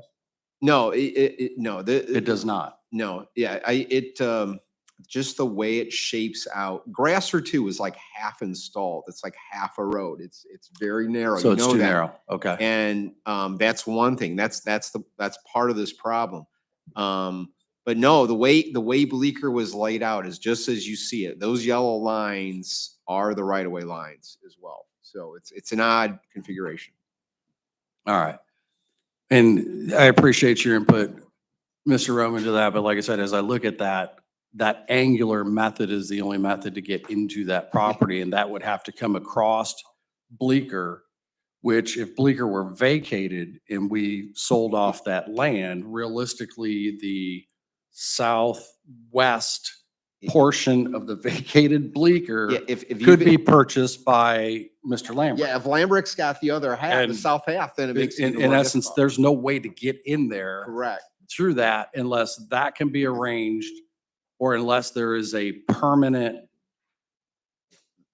grant from the city to say, we'll just make this available to you. Yeah. And should we ever need to do something, that has to be ripped up, then you start that whole nightmare. I'm typically a big supporter of property owners' rights. If you got property, you want to build it, you go ahead. I'm just challenged to see how this works with the location and access to it. Mr. Lambert, go ahead. I've been there. I stood there on Sunday. I was absolutely there. Yeah, Property lines right here. There's no room up. yeah, you can see where the pins are, and that's why I'm asking the question. You can see from there that this either has to take cooperation from the Lambricks or a permanent grant from the city to allow this to happen, to have these be buildable because they are landlocked properties. Right. I think you have to stake where everyone's property's at to even know what you have, and then you're designing it to make sure it works. But we don't know that today. No, and but there's money involved in there. And I said, if you're not even gonna get the encroachment from the city, I wouldn't spend a dime. So that's why it's here. Thank you, Mr. Roman. Placate everybody is too. I've actually paid thousands of dollars for the screening to be done so that we will all know where our property lines are at. I mean, I think that's fair enough for me to do, spending the money, because I've obviously got money invested in these properties, but if they're landlocked, they're useless to me and I'm paying taxes on useless land. other than to go down there and walk my dog on it. So Okay. you can see my difficulty here. I mean, in the reality of it is, like Mr. Roman has said, there's nobody that can really build on there or develop that land except for me because of the floodplains that are running through there. And I mean, other than getting in some of that, the land of the Lutheran homes there, which could be a conversation I have with them, that might be an option, but that would be more money I'm putting into this and more development costs for me to take and actually put my home there, which I've looked at this and I've been in construction for my whole life. And I know that it's doable. I mean, I just seen a driveway over on Van Buren that goes up on a slope that's just incredible. I couldn't even believe that they would even do that because you get ice in the wintertime. And this is a lot less slope than what that is. And it can be graded out to my liking of, you know, an easier slope to get up and down a driveway. So I believe it's totally doable. Mr. President? Fair enough. Mr. Reeves? Thank you. I'm not worried about the slope or anything of the driveway in that. What bothers me is the encroachment on the other people's property. And, I would think for us to make, a decision on this, we'd have to know where the property lines are first. I mean, that's what I would think. I'm not sure how far does the city's right of way go back towards from Grasser to Mr. Lambrick's property. And I mean, I was back there the other day. Sorry, it was raining, but I mean, it looks like Grasser's extended more on this than it is in real life. Grasser looks like it is right at the property, the edge line of the property with the last house there on Grasser, which would be at the west side. There doesn't look like there is any, I mean, it doesn't, no disrespect to anybody, it just looks like a mud pit. And trying to, I mean, I see there's a sign that, there's a sign there, it says, yeah, let me see if I can get this. You know how Miss Benton said about the phones? I'm one of those seniors with one. I can't tell exactly what it says on the tree. Isn't there a no trespassing sign? I'm I not sure recall? what it is. But at any I believe rate, there was a no trespassing sign there. I mean, it just doesn't, it looks like we'd have to have where the property lines are before we can make an educated decision. That's my opinion. Well, Thank you, Mr. Reeves. Mr. Roman, go ahead. and Mr. President, Mr. Reeves, I understand your concerns because you're basically stating mine, but keep in mind, this is not the approval of a design. This is the approval of an encroachment, simply allowing someone to be in an unimproved right of way. Designs usually come later. There needs to be this first approval of letting them use an unimproved right of way. The design may show it's not feasible. It may show that. Now, a driveway it can be 12-foot wide. It just can be a path one way. And he's gonna park his, vehicles up in the property. 12 foot isn't that wide. He can probably snake that through. What you see up there is pretty much the right of way. It's just not an official survey. What that doesn't really show is the topography.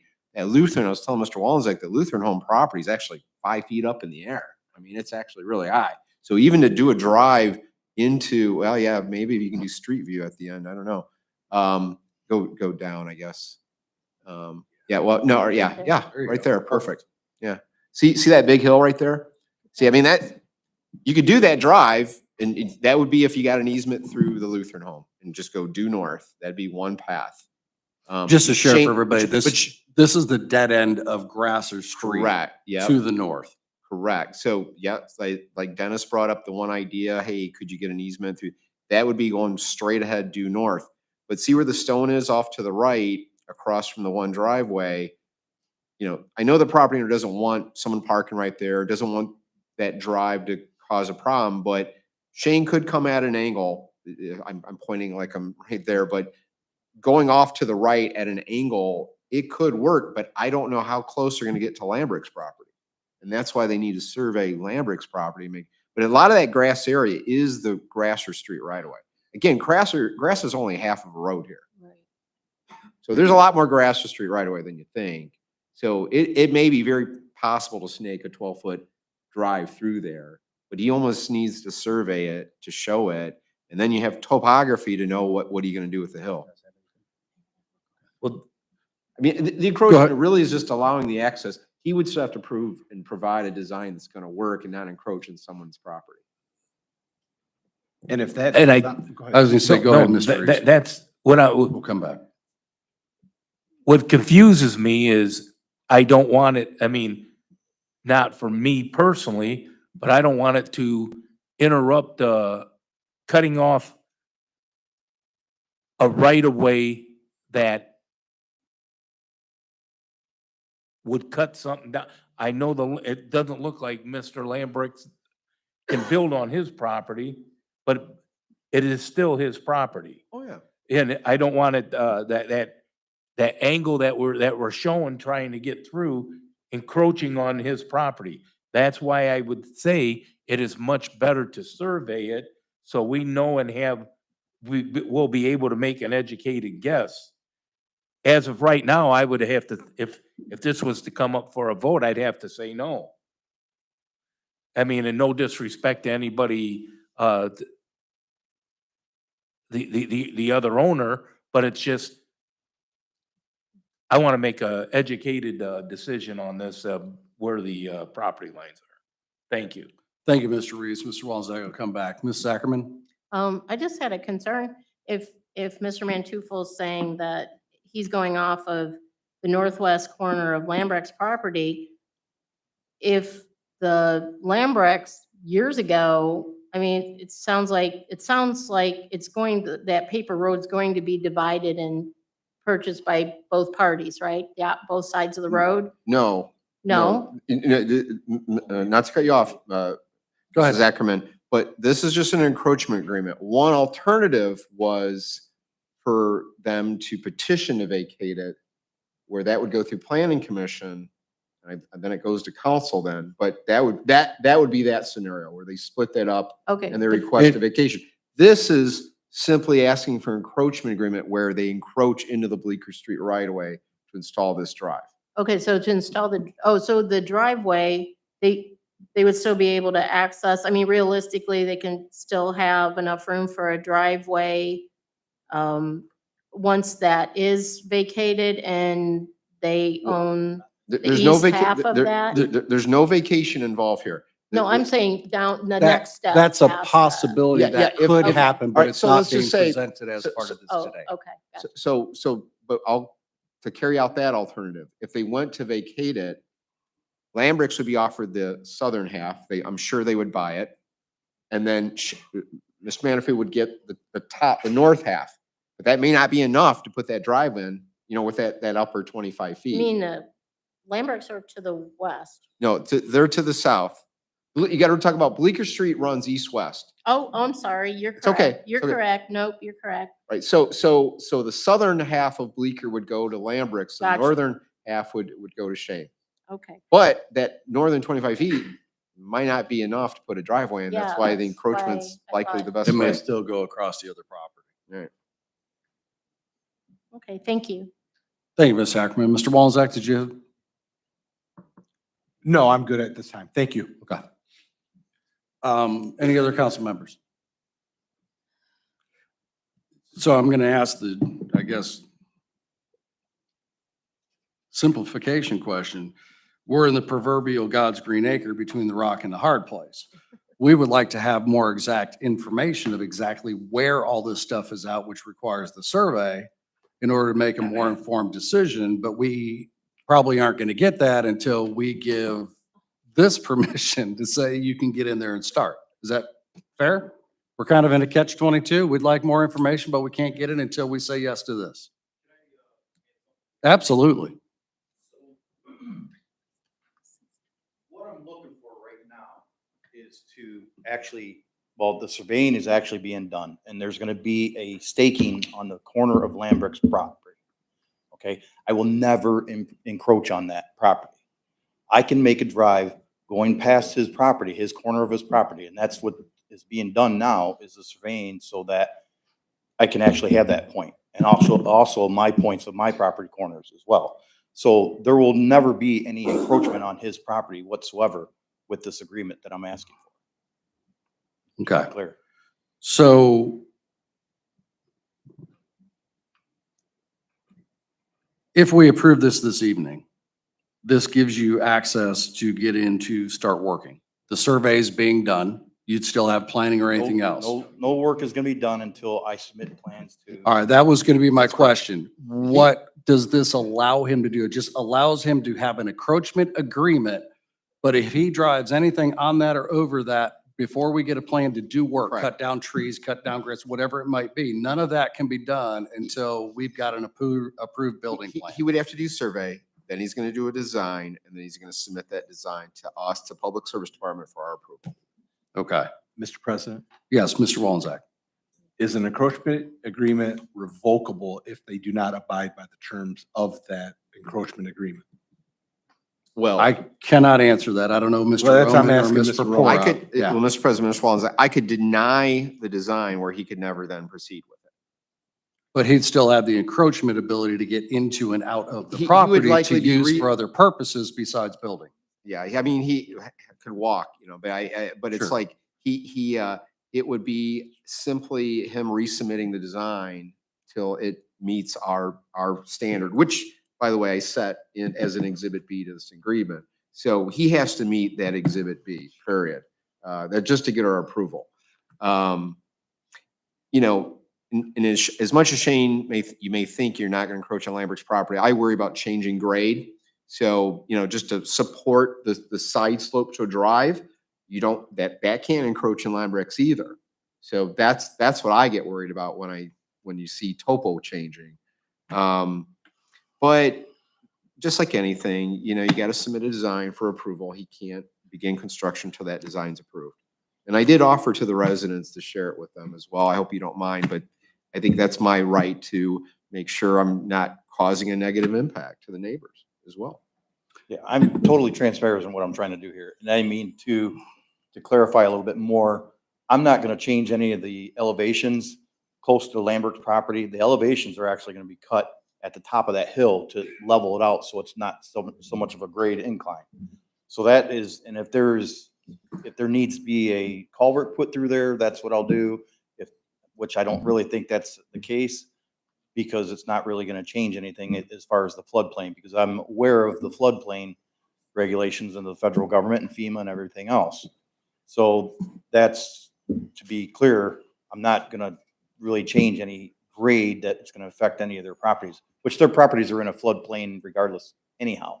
And there's nothing they can build on that property. So this is all a big squabble over nothing, if you ask me, because they just don't want me there, I guess, so. Okay. And Mr. Roman, just to clarify from my own mindset, so the part of Grasser Road that's not built and not seen here goes past the stones that we see in this picture, correct? Yeah, Call it another 6 feet yeah, or so. Yeah, keep in mind, this drive's going in Grasser Street and in Bleecker Street. Okay. As much as we're saying Grasser's improved, it's really half improved. The eastern half is there in stone and grass that, Lambricks have been But cutting it's or not whatever, quite there. but it's still Grasser Street. Yeah. So if we approve this, and I'm just speaking to a couple of concerns about parking and accessibility through that, is because of the encroachment agreement, anything that we see here that's stoned or towards the grass side, that can all be parked on and utilized as part of the encroachment agreement.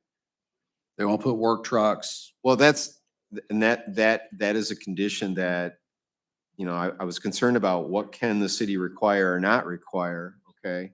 And I think their vehicles should only be allowed to drive on this drive, but park up on their property, not park in the Stone Drive. I certainly don't want to affect the neighbors that are trying to back out. Mhm. You know what I mean? And, But- and And Mr. Matulo, is that something that's possible or acceptable? I accept it openly, but I think the issue here is the one neighbor across the street parks his van at the end of Bleecker all the time. Mhm. So this may be affected in his little extra parking spot that he's, to me, it's on public right of way or public property or roadway that you're obstructing traffic. If he was to park his vehicle there when I make my access drive to my property. So it wouldn't affect me, it would affect him. So Understand. Okay, thank you. Council, anything additional?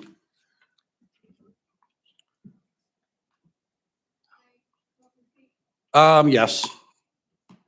We ain't getting out here early, so we got time. You got 3 hours. You gotta wrap it up by 2. Right. My name is Erin. I live at 322 Grasser Street. I'm on the dead end. Mhm. I'm the person that Shane Mantufo is talking about. My husband parks out on the road. I've sent pictures to Paul Roman and City Council previously about the parking situation. It's a dead end. We have nowhere to park in front of our home because it is a 1-lane road. The garbage truck comes down there, he has to back out. He has no way to get back out. City plow, delivery trucks, they're all impeded. If we were to park in front of our home, they wouldn't be able to access our home. So that's why we have to park in that dead end street there, which is Grasser. I also sent a picture. We cannot park 2 cars in our driveway because it blocks the city sidewalk. So we're limited as where we can park.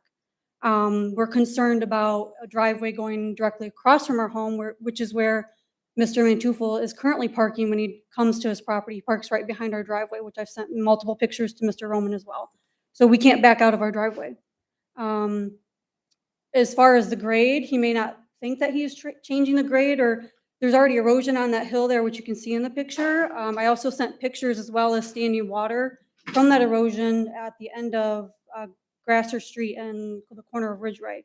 So my question was to the city, is there going to be a study done to show that if a home is built up there, there's going to be more runoff, more erosion? Is the storm drain going to be able to maintain all that additional runoff, despite whether it goes into the floodplain or down the road where we live? So those are my concerns: the parking, the erosion, as well as that light pole that's there for security purposes. It's a dead end street. We already have crime there. We've had break-ins in our neighborhood with cars being stolen. We want that light there for security so we feel safe. We already pay money every month to have cameras on our property so we feel safe. So we would like the city to keep that light pole there for our safety and security. So that's, my thoughts and opinions on it. So what our concerns are as a resident. So thank you. Very good. Thank you, ma'am. Council, I'll ask again, anything additional? Hearing nothing, we will assign item 66 of 2024 as ordinance 66 of 2024 and ask Ms. Rawson to read it into the record.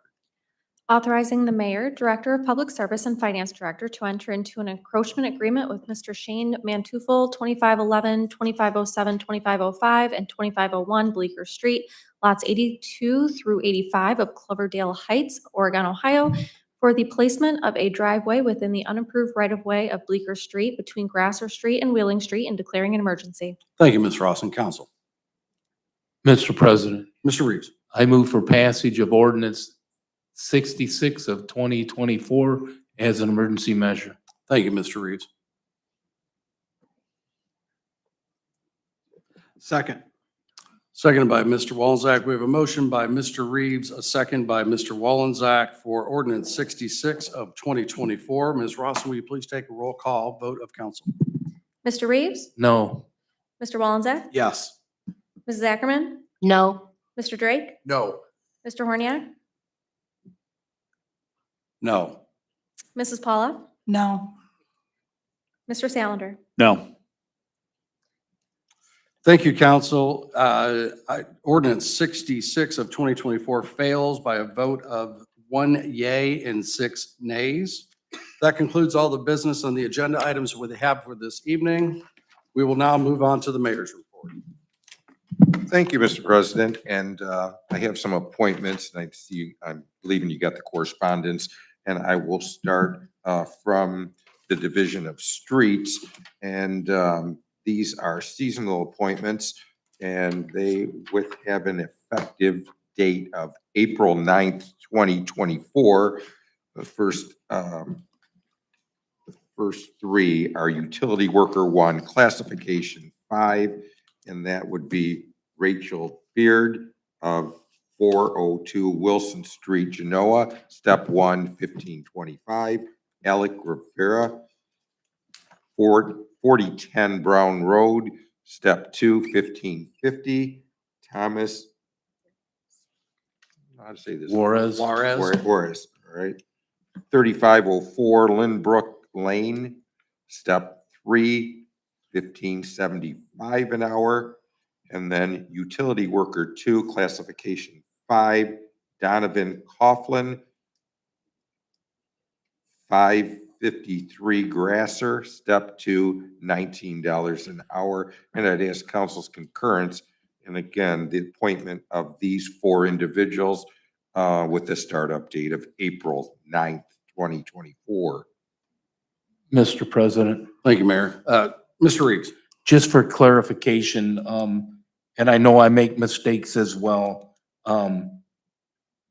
The first three are classification 3, Yes. and I believe you said classification 5, That I if said I'm for not the- mistaken. The last one I said. Right, but I thought you said for the first 3, it was I could 5. have, But- but I'll take that as a friendly correction if I did. Thank you. I move to concur with the mayor's selections here. Thank you.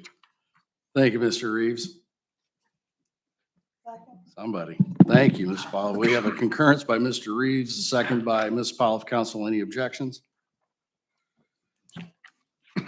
Council concurs with the hiring of these four individuals as presented, Mayor. Thank you. And this comes from Mr. Roman's engineering department. These are engineering interns, and these folks will be at classification 4, step 3, the seasonal rate, which is $17.50 an hour. And this is a little challenging. I will say, Miss Khadija. The three individuals as presented. Yeah, I'll try You it. gonna go for it? All right. Khadija Kiti. And that is of 1746 Westwood Avenue, apartment E. And that startup date is April 9th, 2024. Mr. Saif El Husseini, 1475 Secor Road, effective May 6th, 2024. And Mr. Jacob Mosiniak, 1606 Dyer Road, Curtis, May 6th, 2024. And I would ask council's concurrence in the appointment of these three individuals to the engineering intern Public service. public service department, yes. Thank you, Mayor. Council. Mr. President, Mr. Reeves. I move to concur with the mayor's appointment of the 3 engineering interns. Thank you, Mr. Reeves. Second. Seconded by Mr. Solander. So I have a motion by, or a concurrence by Mr. Reeves, a second by Mr. Solander. Council, any objections? Hearing none, the 3 individuals are accepted as presented with their relative start dates. Mayor? Yes, and then the only other thing I have is just in procedure, like we got into that, so for the future, if you're moving to amend something, you can do that before or after a motion. Once you start the amendment has to be satisfied before any other action can be taken. So it is either before or after. Because I did happen to go to a seminar with that, and they say that if you wouldn't permit something to be amended before there was a motion, you may never get a motion unless the thing was amended. That's the way it was explained to me. With that, I'd end my report. Thank you, Mayor. And since we went there, I'll go right back there. I'll bring the validation. We'll look at the Roberts rules because I do believe it is the opposite way, because that was my understanding, which is why I asked before that you have to have a motion and a second before you can have something to amend. I can look on the same websites and find it. I'll be in here tomorrow. We'll settle this, and Ms. Purpura will make sure we have some more discussion on that. Thank you, Mr. Mazer. No report, Mr. President. Thank you, Mr. Mazer. Ms. Purpura. No report, Mr. President. Thank you, Ms. Purpura. Mr. Roman. Thank you, Mr. Roman. Mr. Reeves. Sorry, I do have a report, but not from my standing committee. I would love to give kudos to our rec department in the city for the eclipse watching today. It was amazing out there. I'll tell you, and I'll be honest because that's just the way I am.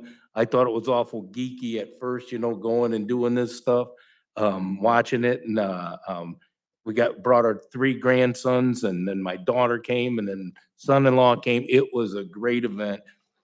Mr. Borton and his crew did a wonderful job. I mean, there was close to, I would say, anywhere from 250 to 400 people that were there.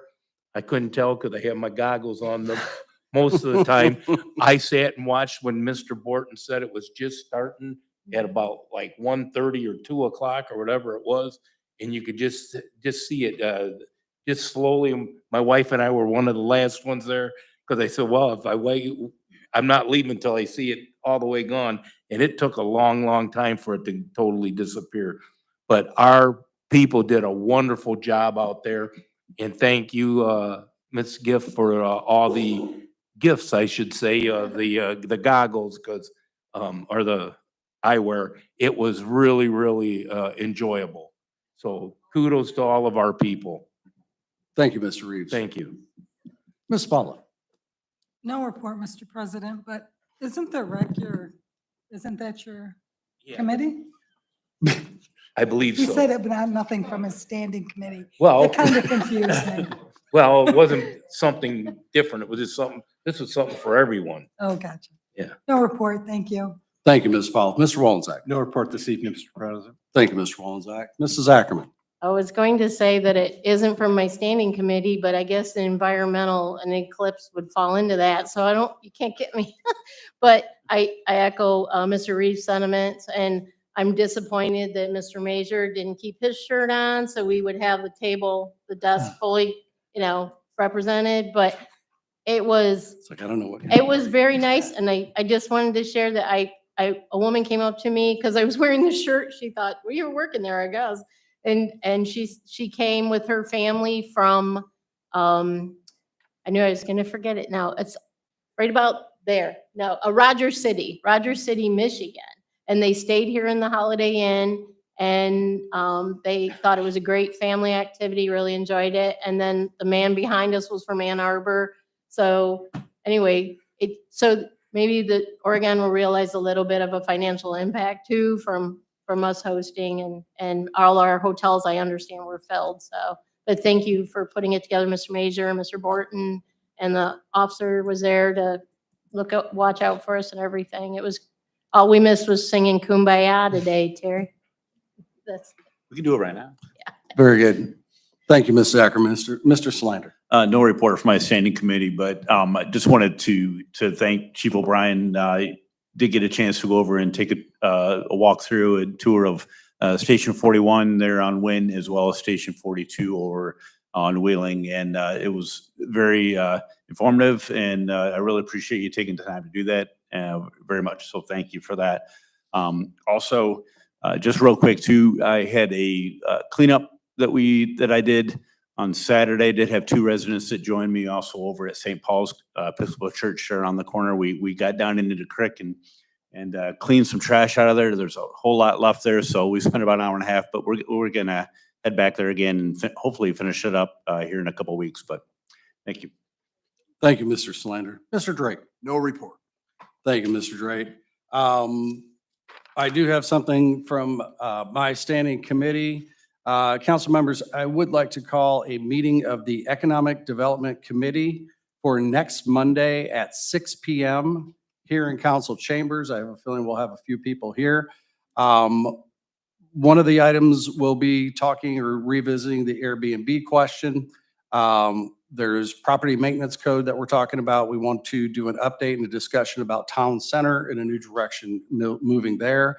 And there were a few miscellaneous items from building and zoning regarding certain, I'll just say miscellaneous odds and ends that they wanted to talk about or bring forward for our discussion and consideration. So again, we will set that on Monday, April 15th at 6 PM. We'll plan to do it here in council chambers just to make sure that we have enough space. Ms. Rapport, I'll be in the morning. We'll look forward to clarity answer for our Roberts rules. Outside of that, I'll seek a motion to adjourn.